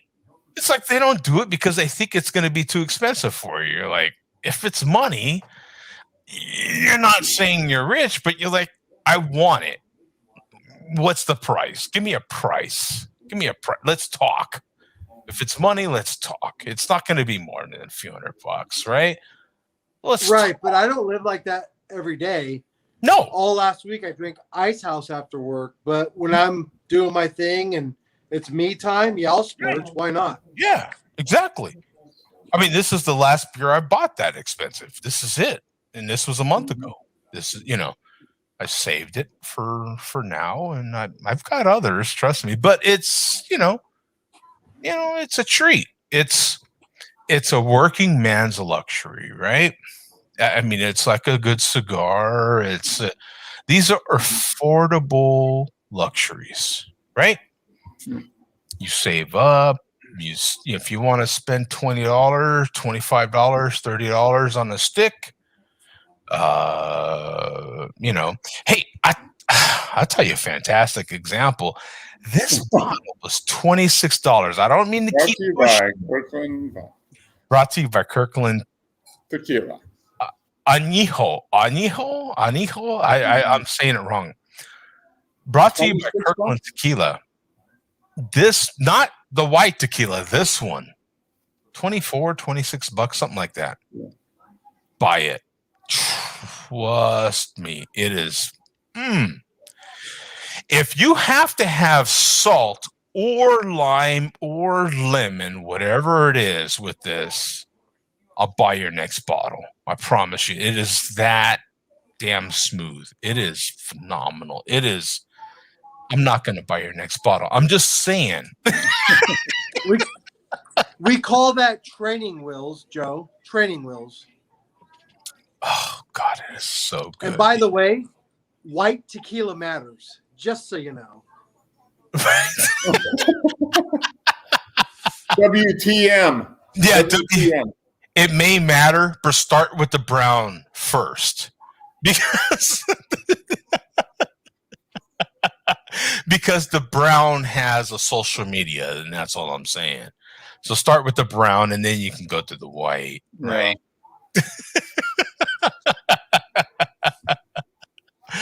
Anyway, I have a link here. Let's get to the link, kids. We're going to wrap this report up with something that is new to all of us and me, because this was just uploaded tonight by the channel who may or may not be Bitter Poet Madman. So they posted the countdown. You've seen these live premieres of videos where they have the countdown clock. Oddly enough, this premiered tonight at 7 p.m. Isn't that strange? Wow. It premiered. How does that sort of thing happen? That is So I was scary. At the very beginning of the show, I was tempted to kind of keep one eye on this live, but I decided that I would watch this unfold at the same time you guys are. So this is brand new to me. Oh, okay. So you haven't even. I have not seen this. Okay, well, let's play the tape here from the beginning, right? I'm assuming so. I haven't seen it. Voices of Steel Worldwide. Wow, he's whoa, Coach. What do you say about the? I mean, wow. By definition, that's called masturbation. Okay, there's nothing left to the imagination there. Yeah, that is malturbation. There you go. There you go, Mark. Son, that's what's up. Yes, yes.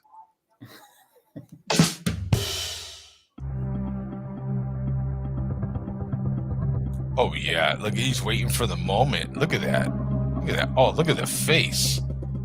Oh yeah, he's anticipating. He knows when it's gonna pop. He knows what's up. Look at that. Oh yeah. Malt liquor video. He knows how to tap it. The Sauce Boss. Malt liquor. Already down, five alarm, fucking fire. We need to know what the rest of the malt liquor community thinks about this. Does the rest of the malt liquor community dip? Or do they pour a little sauce with their pinkies out on each particular nugget? I don't think so. I think they dip. This is like my second fucking bottle. Carolina number 6, mop and slop. Oh yeah, he likes to shake it. Look at that. Look how he looks at it. He likes that. Yeah, look at that. What a mess. Oh yeah, see, he likes it when it's messy. What a mess. What a mess.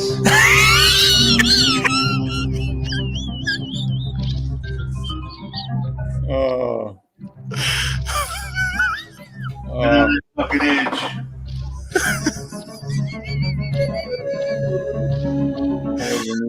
I love the music. This is perfect. Oh yeah, right in your mouth. Yeah. Oh yeah. Look at that. He's thinking about it. Yeah, he likes the flavor, the texture. Oh yeah, that a boy. That a boy. Think about it. There you go. Yeah. Yeah, you keep chewing that. Yeah, think about it some more, baby.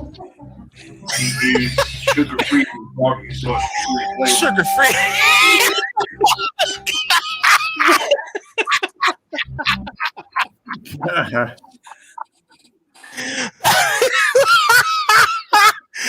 Okay, Mark, any comments? What's your first thoughts, man? We watched the video together here. What's the first thoughts, man? I don't know what to think at this point. He likes his sauce. Let's put it that way. Coach, any thoughts, brother? What's your first thoughts, man, after watching that video? Semen drinker? I don't know. Oh. Now, the official reporter, what's your thoughts as Billy D goes out here? I'm just going to say great editing as always by this channel, who we're not going to name because he often features a former member of this show who may or may not be Bitter Poet Madman. Great editing once again. Who knows? Who knows? That is awesome, man. And Billy D comes back up, one final bow, and out he goes. Awesome. Thanks again, Billy D. We appreciate it. As always, solid malt liquor reporting. Man, we cannot thank you enough. That is incredible. 209, thanks for the pop in, brother. We appreciate that as well. That's appearance number 2. Got it. What have I always said here, kids? It's just a matter of time, patience, and time. They will always jump in. They can't help themselves. It's the way it works. Mm-hmm. Inside of my Samuel Adams cap in the pre-show, it says, "Cheers, boys. Cheers." Mm-hmm. Sam Cooke himself, right? And a margarita there, from South Texas. What kind of margarita was that? Your standard margarita? Yeah, it's just a well margarita. Okay. On ice, as we can see. Okay. Probably not Kirkland tequila. Probably. Yeah. Probably. That's probably Tito's, maybe. What was their well? Did you happen to notice? I didn't. I think it was probably like a pre-mixed blend. I didn't. Not even Tito's. I grabbed I grabbed an IPA. Sorry, I'm lagging. Actually, you know what's probably more appropriate in Texas is a mule, right? Like you got to have a mule shoe, right? When you're in Texas. I've never heard of that in my life. Go down to the bar, ask for one. I promise you'll get one in a brass mug, right? Mule shoe. like a Moscow mule. I know what you're saying. Yeah. Okay. The ginger beer. Moscow mule. Yeah, gotcha. That is the thing down there. I'm pretty sure. I gotcha. I'm pretty sure because I've been there 200,000 times, and I actually have some brass mugs, and yeah, I can do that here. So the mule down there, is that like the donkey down in Tijuana? Kind of. And you actually pull it, and it pours sauce into. Yeah, it kind of works like that. You kind of pull it, and and the sauce. So and the cigarette comes out of its mouth. You pull its ear, and the cigarette comes out of its mouth. Yeah. I have a question for you guys.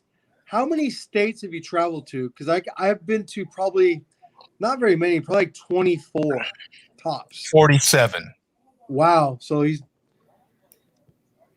Mark? 24, and you're saying not that many. I know I'm at the bottom of the list. I'd have to count. Not that many for me. Yeah, 47. I'm probably about 40. Really? Wow. Yeah. And if you take my whole life from, little kid all the way through. Yeah, so I haven't been to. No, I have been there.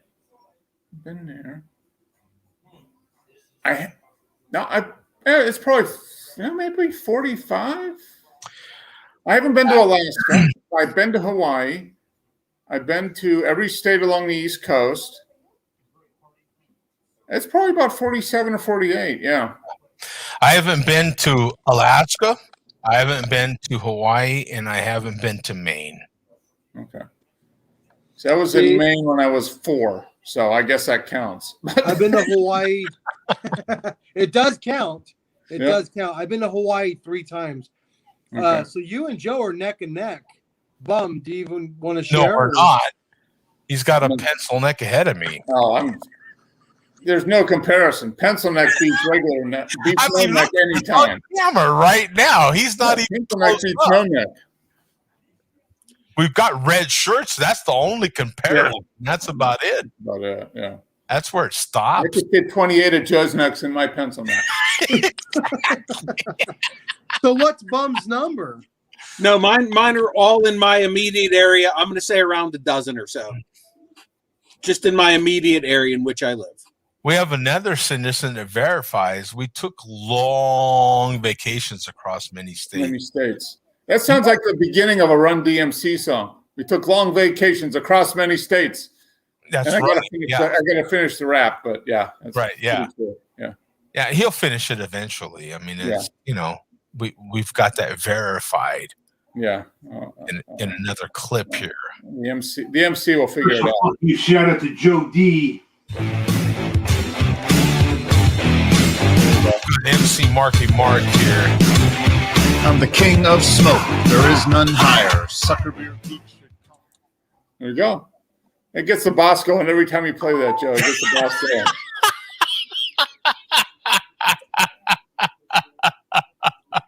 We don't want to give her too much. You know what I'm saying? Just a little. I'm getting older now. I can't, it just gotta, We just break out a little bit of. Just a little bit. Yeah, just a little taste. Yeah, just to let the boss know where you've come from. That's right. Yeah. You know. That's right. From the streets, baby. That's right.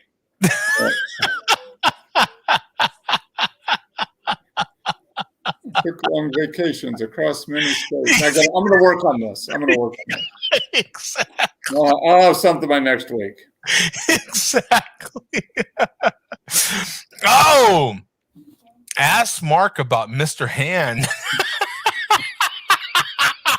Mark, no, maybe we won't. Yeah, maybe we won't. That no. And then we've got 209 says I have the answer on dipping or pouring the sauce, which is obviously a little bit more interested in that type. Yeah, dipping. He's done it in his videos. He dipped? Yeah. Okay. So the only person that pours is the malt liquor drinker formerly known as the chairman? Yeah. He's like the only one who does that. Yeah, I don't imagine there's too many other men that would proclaim themselves card-carrying men. Capital M, men. That's right. Yeah, men that have beard brushes that would claim to pour a little on their nugget and wouldn't just dip their nugget. Who wouldn't want to rather dip their nugget than pour a little on the nugget? No. That's all I'm saying, right? Yeah. Any man that would have a beard brush would admit to. So you've never brushed your beard, and if you have, how do you do it? I have brushed my beard. I have a brush for said beard, not a specific brush. At one time, it's been quite a while ago. God, it'd have to be 10 years. I've already been here. This July will be here 7 years. I've been in Arizona, believe it or not. Isn't that incredible? It's already been 7 years. Don't avoid the topic. How do you brush your beard? I brush from top to bottom, baby. Left to right. That's right. Not Top to asking bottom, how left you to wipe your right. privates. How do you brush your beard, Joe, and with what? The Senior. same.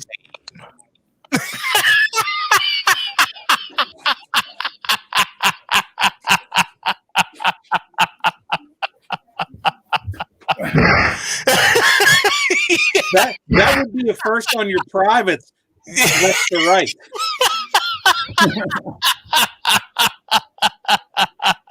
Oh, there we go. He's all set. Okay.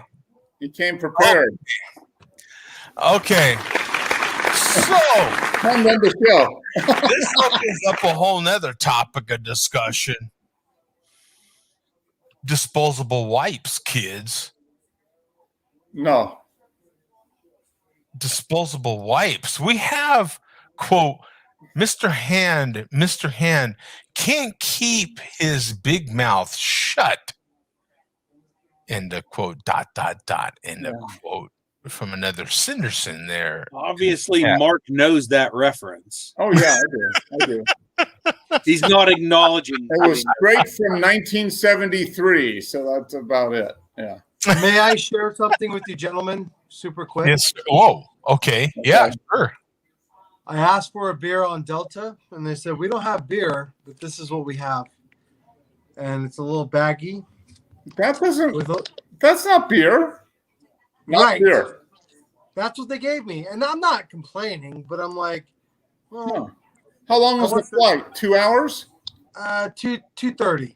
Oh, that's definitely beer long. That's beer length. You should have flown Southwest. No. Delta's the way to go. We can talk about this. We can debate it. Oh, from Salt Lake City? Yeah, Delta's probably the way to go. Well, it's their hub. That's the main hub, right? Yeah. So. Oh, that's why. Because Southwest carries good craft beer. Yeah. That's the way it works. They carry craft beer, period. Southwest does. Absolutely. They carry Sierra Nevada. I've had fantastic craft. As a matter of fact, I've gotten free beer multiple times on Southwest. Mm-hmm. Southwest, upon entering plane, when I was in the middle of my divorce, I got on the plane from Albuquerque to Phoenix. She asked me, "How you doing?" I said, "I just got a divorce." She said, "Free beer for you." Number one. There was another time, Southwest Airlines. I was already in my seat. Anybody willing to give up their seat? We have a kid that needs to sit next to another brother or sister. Here I am. Free beer for you. There you go. Hey, good on you, Joe. They know how to bribe the passenger. Free beer works in a lot of cases. Yeah. I gave up my seat, and then afterwards she came up to me and told me free beer for you. Oh, not a problem. I already had tickets for a free beer. I saved my ticket. As a matter of fact, probably 50-50 split on every time I have a free beer token, free beer coupon, if they even take it or not. Yeah. I mean, most of the time chances they are they don't. don't even take it. I just show it to them and they don't even take it. Yeah. Yeah, hell, I think I even gave some to you and Pam, I think, at that one time. Yeah.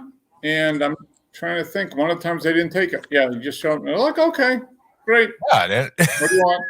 Okay. Well, here's my next question. Your longest flight. Please go. Oh, easy. I can. You want me to go first? I can go first. I flew from San Francisco to Germany. London. San Francisco to London. Easily my longest flight. I forgot about that. Yeah, in the Army. That's right. I flew from New York to Zurich, Switzerland. So 6 hours, not quite the 9 hours you had, Joe. You probably had 9 or 10 hours. Yeah, more like 10 or 11, but yeah. Yeah. You guys win again. From Phoenix to Hawaii. Yeah, if you're going to talk about travel, you'd have to be going to Australia before you beat, I think, either me or Mark. Yeah. My longest isn't that long, couple hours up to Montreal, and my shortest was probably about 15 minutes, and that's because I jumped out. Okay. Yeah, that's and I've been, beating around the idea of going to Australia. I would love to go to New Zealand. But that's a commitment, son. Our dear friend Pat, friend of the show, who hasn't been on in quite some time, but he's traveled a lot. Mm-hmm. He's made that trip from here, Phoenix to Italy, quite a bit. He's made it from here to Eastern Europe quite a bit. Mm-hmm. He's traveled quite a bit, as a matter of fact. So he would be more of the traveler. You're going to have some of our European friends that have traveled more, just not as long, but travel more, because once you're in Europe, the deals are incredible to fly to other parts of the world. Once you're already there, I can remember being in Germany, and some of the deals that I would find were incredible to fly, anywhere else, Africa, Australia, that sort of thing, were incredible. Well, here's the real last question. I don't have a passport. I'm assuming you and Mark have passports. Yeah, I do. Yeah. Bum, you probably don't. I don't have one. No, I've been wanting to get one for the next time I go to Canada, and I just haven't. Yeah, because you need one to go to Canada or Mexico. Yeah. Or Bolivia if you need to escape really quick. Yeah. Yeah. Yeah. No, I've had one ever since my divorce. It's a good reason to get one. Just in case. What was that? What was that Southwest commercial? Want to get away? Exactly. In all honesty, travel is one of those things you talk about quite a bit when you're married. And when I was married, we talked about travel quite a bit. And we did just in the States, though. Mm-hmm. Talked about international travel, and it was always this obstacle of getting a passport. So getting a divorce was freedom to me. So that was one of the first things I did, was because I had a passport pre-marriage. Yeah. I had a passport. I let it expire during marriage. So I re-upped it. I've had one ever since. Yeah. I went on my cruise. I probably will never take a cruise again unless I go across the pond and do a river cruise. I took a cruise good enough for me. I did one. Found out for me personally, I would just rather fly somewhere and enjoy my trip. Yeah. But I still recommend it. I still recommend you figuring it out for yourself. You might be the type of person that enjoys it. I had a phenomenal time. I have to admit, I had such a great time. I find that if I went on another cruise, it might be a let down. To tell you the truth, You were on what, like a 3-day? Was it a 3-day? A 3-day, yeah. Well, I've never been on a cruise, but I just can't see sitting on a boat and going past places and be like, wait, stop the boat. I want to get off there. I want to see this. So I would think a couple of days, if you just think of it as like hanging out in Vegas casino for a couple of days. So I would recommend it. A 3-day cruise or 2-day cruise if you could. A short cruise if you haven't cruised. Once they got the COVID done, then they'll do the cruise. Right. I feel like I would recommend it to get it out of your system. After that, you'll figure it out. You know what I'm saying? But dude, man, I got on the ship. I'll tell you right now, my first 2 hours on the ship, I found this one cat, and I was like, "Yo, here's a huge tip." That dude mixed with a couple other chicks kept me loaded. I was lit the whole trip. I can tell you right now, I was lit. I never went without doing this the whole trip. You know what I'm saying? Because they kept my hand full. Like my drink never got past this. I can tell you right now, son. I was rum and coke the whole time. Crown, not just rum. Crown and Coke the whole time. It was on, son. It was fun. It was. Well, isn't that the all-inclusive? Am I mistaken? No.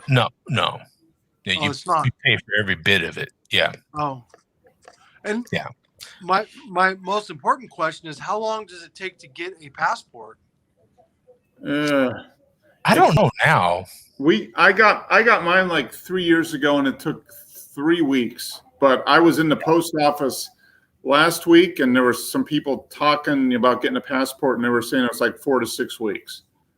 For normal processing. Just get it.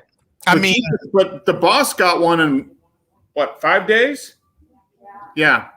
How did Pam get one? She needed to travel for work. And so they expedited it, and so she had to pay like an extra $150. Well, the company did, and they expedited it, and it got done in like 5 days. Look, the minute you get back home, just do it. Yeah, and then however long it takes, it's good for 10 effing years. Yeah. Who cares? Yeah. And it's an extra ID, like the boss said. Like the passport. Yeah, you have it. Yeah. And to really kill 2 birds in one stone, get the passport and the ID. Get the passport ID as well. Then you can carry the ID in your pocket, in your wallet, like you do a driver's license, and you can go to Canada with that. You can go to Mexico with that. Going to Mexico with the ID. You can go on a cruise with that, and you don't have to take your regular passport. You know what I'm saying? And then it's 10 effing years, dude. You have it. I'm going to take your advice and do it. But you got to remember, I grew up in San Diego, and all we needed was our ID to get into Tijuana. And it was like that for, 15 years, maybe 12 years. It was like that forever. Yeah. Well, that's what's happening right now. I mean, I live in Phoenix. I mean, there's tons of people that go to Mexico. Spring break, for Christ's sake. It's a big deal. Just get it when you get home, apply for it.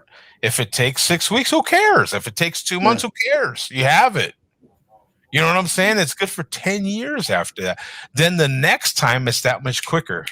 You're just renewing. It's 10 years, man.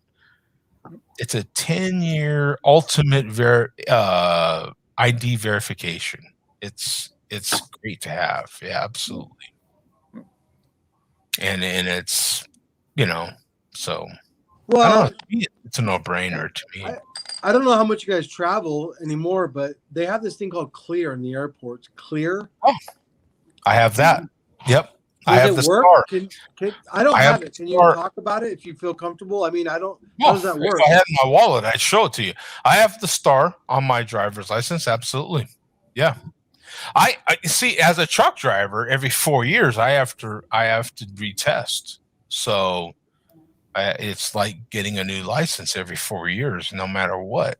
So yeah, these sorts of things. When it comes to IDs, as a truck driver, you have to do these things. It's mandatory. I mean, you can't work. Every 2 years, actually, I'm faced with it. As a truck driver, anybody that holds any sort of federal license, so a truck driver, anybody that drives a train, a plane, any sort of thing like that, you have to have your physical card as well. They go hand in hand. So every 2 years, I have to get a physical by a federal doctor, a doctor that is certified federally, right, by the DOT. Yes. They go hand in hand, man. So it feels like every 2 years is what I'm really dealing with this. So yeah, I have the star on my license. Absolutely. Mm-hmm. I have to retest. I have to do these things every 4 years for my license, but every 2 years for my physical. Absolutely. I have Well, to thanks for answering that, because there's so many regulations now, so I'm just like, whatever. But right on. It cracks me up to hear people talk about the federal government in their back pocket, in their pocketbook, all this sort of thing. If they only knew what it's like to be licensed by the federal government, I mean, they're in your bedroom, man.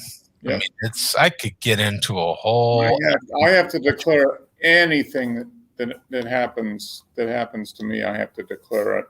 If I don't declare it, then I'm effed, basically. Yeah.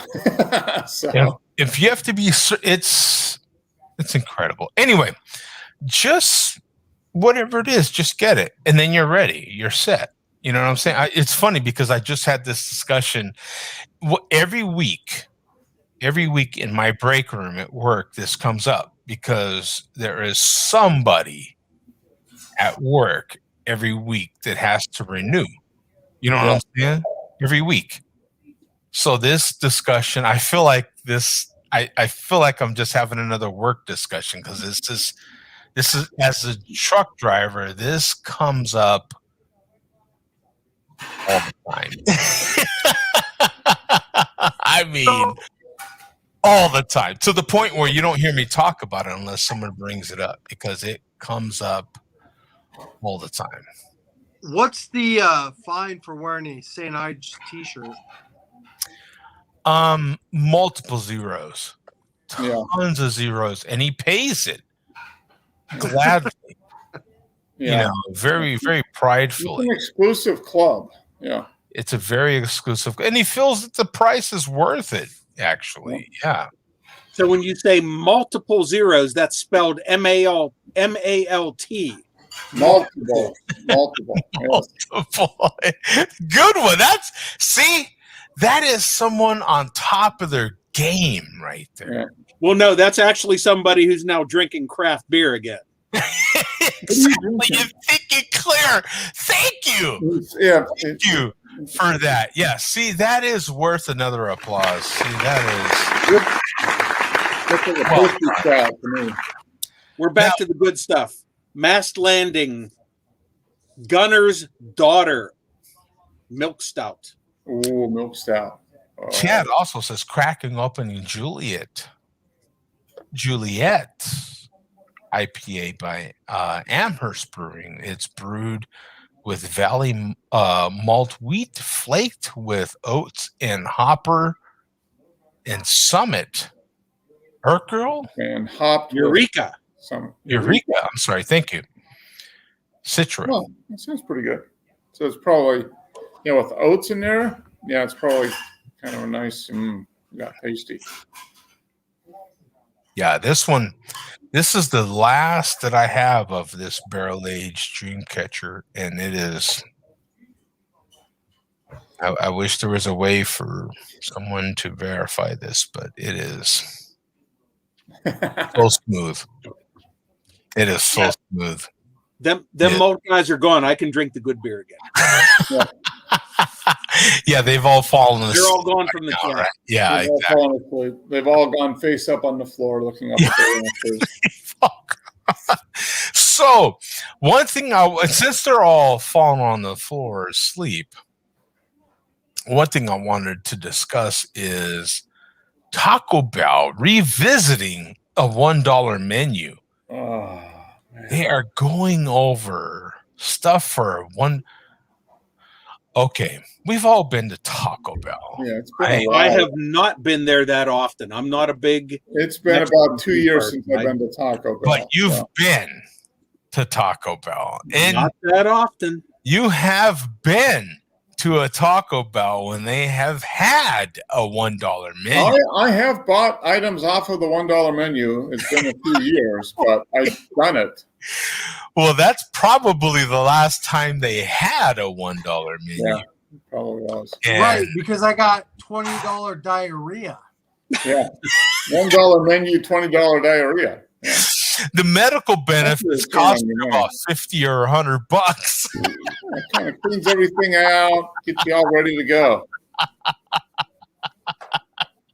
For that $1 bean burrito that they offered you, man. So do they have new items? You need to show the story of what they're talking about. Just the idea of a They better have new items. I'm not going back for a $1 menu unless they've got new stuff. Taco Bell or Chipotle? No, it's Taco Bell. Yeah, it's Taco. What's funny is the president of Chipotle came from Taco Bell. The current president of Chipotle came from Taco Bell. Oh, really? Okay. You know what? I was eating when I was in the hotel. I remember shooting with a model, a particular model that it was a former Penthouse model and was into craft beer quite a bit. And after the shoot, we went and had some good craft beer and Chipotle. She introduced me to Chipotle. Okay. Yeah. And so I was eating Chipotle after that, pretty frequently.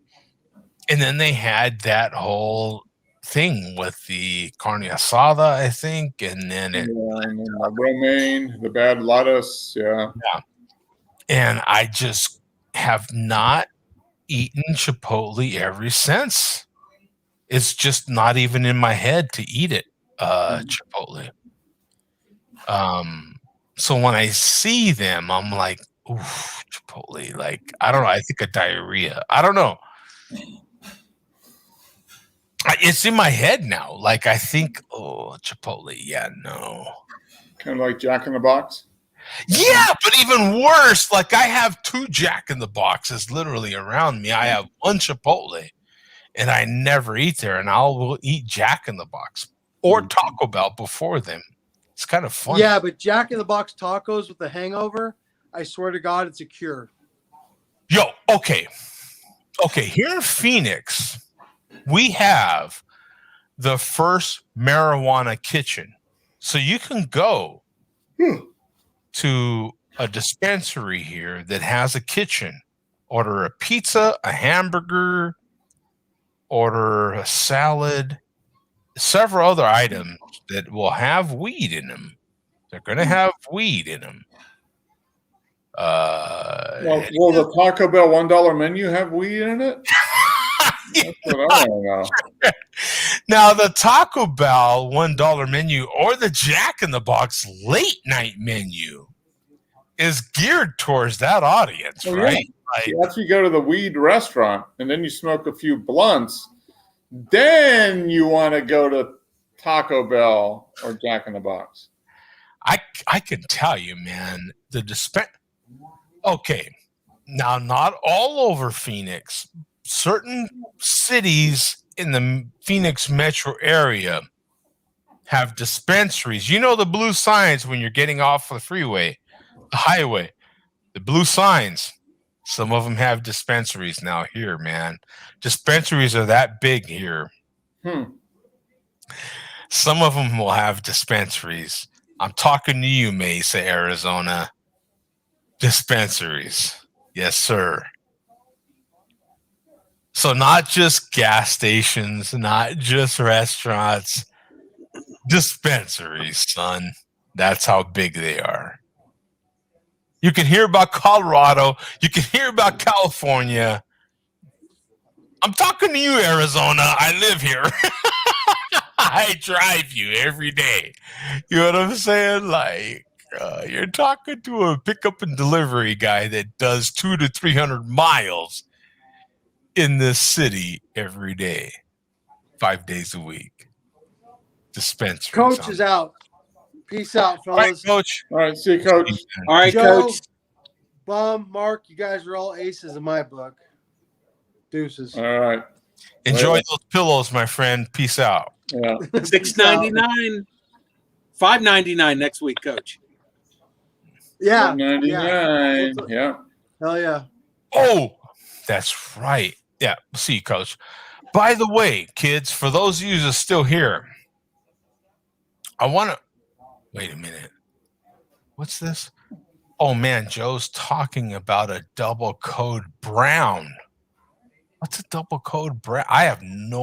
He's blowing my mind. I have no idea what a double code brown is. Did I mention something I have no idea about? I don't know. Another Cinder says, Trailing out. The baby brother can't hang. All right, whatever. Someone possibly needs another bath. Yeah, it's bath time.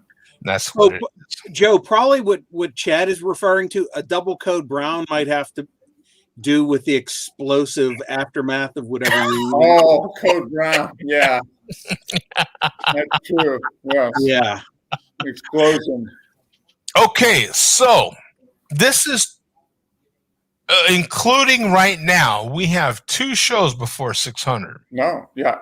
This show and next week, and then 2 weeks from now is show 600. So basically, we have one more show before 600. I am curious as to what we should title. What should be the show title? Watch out, Pam. For show 600? I should have brought this up a long time ago. I don't think we should title it in advance. I think we should let what happens determine the title of the show. I agree. But a little input could be helpful going into next week. So if anybody has any ideas going into next week that would help into show 600, what we should title it would be extremely helpful. Chad says Code Brown is a shit. Yeah. Code Brown is talking a shit. So, and the other Cinder says, "See y'all."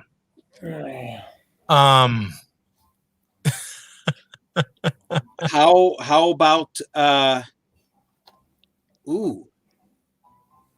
600 shows, 3 decades, because this is the 3rd decade in which the show has existed now. Yeah, we started in 2009, so that was the previous, the 2010s and 2020s. Yeah, something along those lines. Now, does that make you feel old or what? Yeah, that doesn't help the the grays that are probably going to appear. Yeah, they're just going to keep increasing. So if we make it to full 1,000, that's what, another 8 years? That's a 7 legitimate 600 of these things, isn't it? Like, that's a legitimate 600 shows. That's not some figurative thing. That's real. Yeah. Wow. That's it's a pretty incredible feat. It really is. Yeah, that's what I'm going to have on my gravestone. 1,188 Cherubim shows. Mic drop. Whatever the number is. Whatever the number is before I die. You know, the thing of it is by the time we get to all our graves, will there even be gravestones? I'm going into the Synergy Green Urn. That's what I'm saying. I think we're all cremated. I think we're all in the same urn. Yeah, the share beer urn. Yeah, I think. Yeah, there's probably some craft beer urn that we're all going into. Yeah. It's the answer to all your questions is money, and at that point, we have a financial expert here. Well, I think if you could find a brewer, you could do like a barrel aged stout with ashes, CBC stout, barrel aged stout. You could do a Randall. Now we have Havana too. I like Frank's Red Hot on everything. Havana must have just got off work. That's why he's jumping in so late. Yeah. Havana needs to watch the replay. Jokeland.com. Jokeland.com. 2 cigars in this show tonight. Good God. Yeah, I don't blame you. Yeah, he must be smoking big cigars. Yeah. 2 cigars. That's probably 2 6-inch sticks, possibly. Yeah. Probably we're 2.5 hours in, so I mean, I don't know. Probably a 40 gauge, Yeah. 50 gauge. That's what she said. 40 gauge. Not a bad measurement, right? Wait a minute, let's compare that to my. Yeah, you're like, hey, I ain't like 30 anymore. Yeah. I mean, hey, 30 when you're above a 50 is not bad, right? You're like, yo, hey, that's bragging rights in the senior golf community, isn't it? Yeah. At the senior golf club, that you're like, yo, yeah, what's up with that? You know what I'm saying? Anything that is even resembling a chubby is remarkable in that community, correct? In the golf cart community? Well, the largest, what is it? The Villages in Florida has the largest incident of venereal sexually transmitted diseases. True. Yeah, so there you go. I happen to drive through a lot of golf cart communities. Yeah.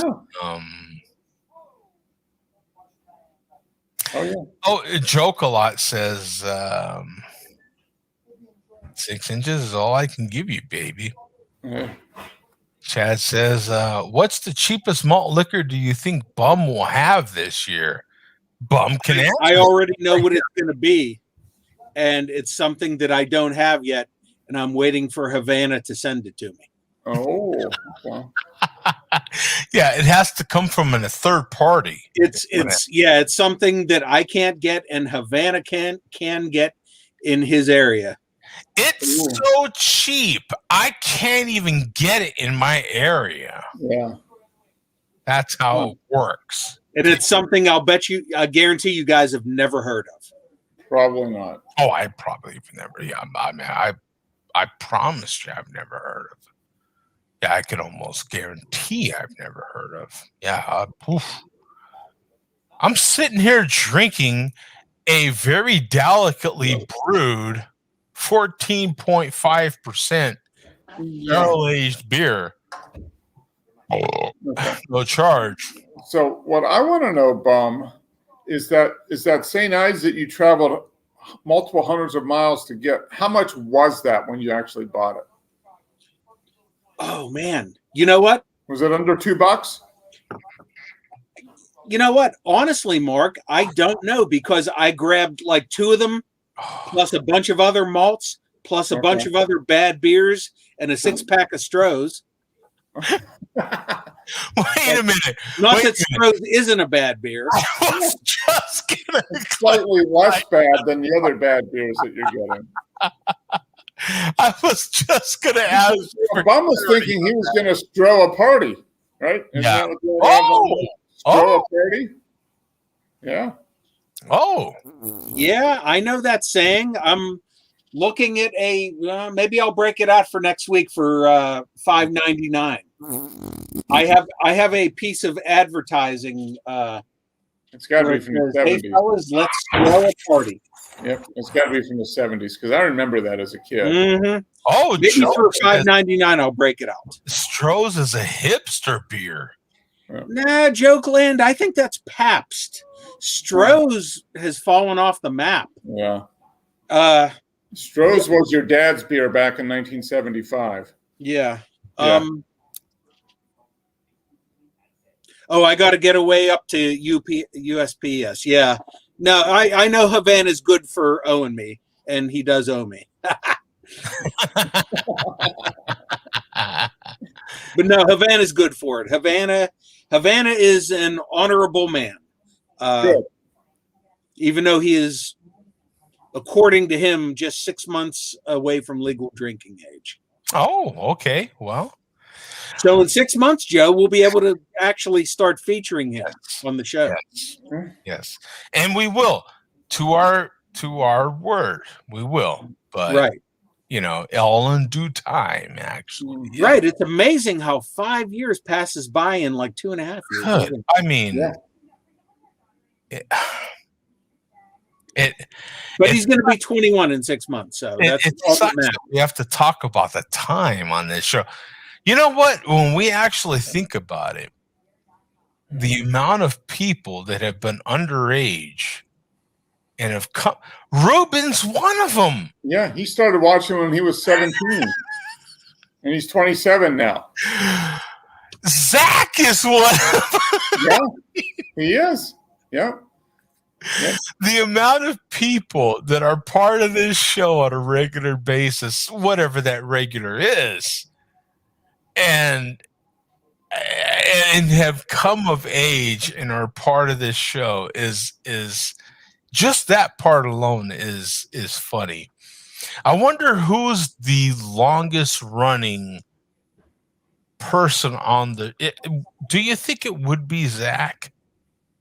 The person that's been on the show the longest that was underage and came of age during the show. As far as underage, yeah, I don't know. Probably Zach. I bet you it's got to be Zach. Yeah, if he started watching, I don't. 30? Is he 30? There's someone else. No, there is. There's someone else, and they jump on only in chat, sort of thing. Oh, and they're slipping my mind, and you watch. They're gonna message me or something during the week and remind me. Okay, Havana says my first EDV was March of 2016. Okay. Yeah, and okay, now it makes sense because Havana did one this morning. He drank one before he went to work. So now it all makes sense. Happy anniversary of it. So he was, okay, do the math. Yeah, okay. 15. So we've had others. Matter of fact, we've had, I think, 11 and 13-year-olds that were part of this show that didn't drink, of course, but whose parents were fans of the show, so they let their kids get on. Yeah. Yeah. Remember, for a little while, we had that one kid, I think he was 11. He didn't drink, but he was a gamer, if you remember. He would Yeah. I will go on record as saying the first Havana video I ever saw, and I would love to see it again. I'm sure he doesn't have it. I'm sure it was long deleted. Was when he was cussing out Gary Owens. Gary Owens that was trying to, infiltrate his way into the MLDC and cussing him. He says, I think it was March 21st. I'm scrolling through emails. Wow. March 21st. Gary vid was 2017, he says. Okay. Yeah, I'm that was a great video. That's where I discovered Havana. I'm very positive it wasn't Havana. It goes way before that. Yeah. I know you're talking about. I can't visualize who exactly it was though. Because there was somebody. Zach was 19 or something like that when Zach first jumped on. He's 31 now, so yeah, that'd be about right. If I'm not mistaken, Zach was 19, just 20. Yeah, because he was brewing beer before he could legally drink it. He was a home brewer when he was 18 or something like that. Yeah, if I remember right. And there was home brewing with his dad, I think, if I remember right. Yeah, him and his dad with homebrew. Yeah, and his cousin, if I'm not mistaken, who's his co-owner, is older than him. So his cousin, I think he's a little older. Chad, is that his name? Something like that. I think, yeah. So he's a little older. But yeah, I mean, they would, yeah. And there was somebody. There was somebody that was before Zach.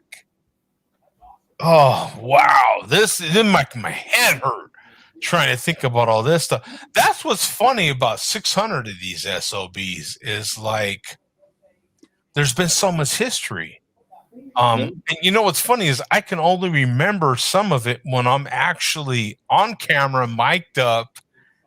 The minute I get off of this, I can't remember any of it. It's hilarious. But I mean, that's 11 and a half years of, plus a little bit because we skipped a few along the way. Right. But I mean, that's 11 and a half years of, Wow. And then some of it was just me doing videos before Share Beer that was kind of like, hey, man, I'm this and that. And so some of it's a little blurry. But, oh, dear God. Joke wants to know Zach's brewery name. That's easy. It's Chain Reaction. Chain Reaction Brewing. I mean, we just talked to a person on the show when the show started now who wasn't in existence before the show started. I mean, a person who's responsible for a beer that is named kind of in the show, and she talks, she's about to play hockey. I mean, it's incredible. It's incredible. Here's freaky. The first time I met Zach, Alicia was pregnant with Piper. There you go. That was 8 years ago, 9 years ago. Yeah. Well, I tell you what. This is how crazy it is. Okay, we had already been talking to Zach for quite some time. Mark went to visit Zach. That was the first time I realized that he even used a wheelchair because at the time he would still walk. Yeah. He was not quite as ill as he is now. And Mark went to visit him, and that's Mark talked to me, and that's when I realized he was even using a wheelchair. Yeah. That was 2013, I think, maybe 2012, 2013. Yeah. So yeah, it is. Yeah. The history of this, when you start looking back on it, is wow. It's very heavy. It's a history of life. It's our lives, really. It's you were in a different place. I was in a different place. Bum was in a much different place. It's incredible. Well, I was in the same place. Let's be clear. Bum was in the, but Bum was a lot like the rest of the malt liquor community. In the chat, only in the chat, he would only pop in, and that's why he's been our statistician, because he would pop in numbers in the chat, typing them in there. And then I remember when he first jumped in on camera, it was like to me, that was a big deal. These cats jump in and okay, it's okay with me. For some of you guys, it's a big deal. Bum jumping in at that time was a huge deal to me. I think it had happened for every week for well over a year, if I'm not mistaken. Bum, almost 2, probably. It was a while. We should probably save this for 2 weeks from now. Yeah, exactly. It's fun. This is so much fun. Thank you guys. We're gonna get out of here, but thank you guys. This is so much fun. Just talking about it, reminiscing. And we're going to probably do some of this next week as well, leading into 600. Next week will be $5.99. Anybody have any ideas or any input for show 600? What the title should be? I would love to hear it. Absolutely love to hear what you guys would come up by next week. If you have an idea for show 599, let me know. But I would love to hear it. So yeah, shoot me your input. Would love to hear it. Anyway, guys, thank you. We will see you next week. Peace out. Okay. Later. Right, guys. See you next week. Show, man. All right. Another great show. Good night. See ya.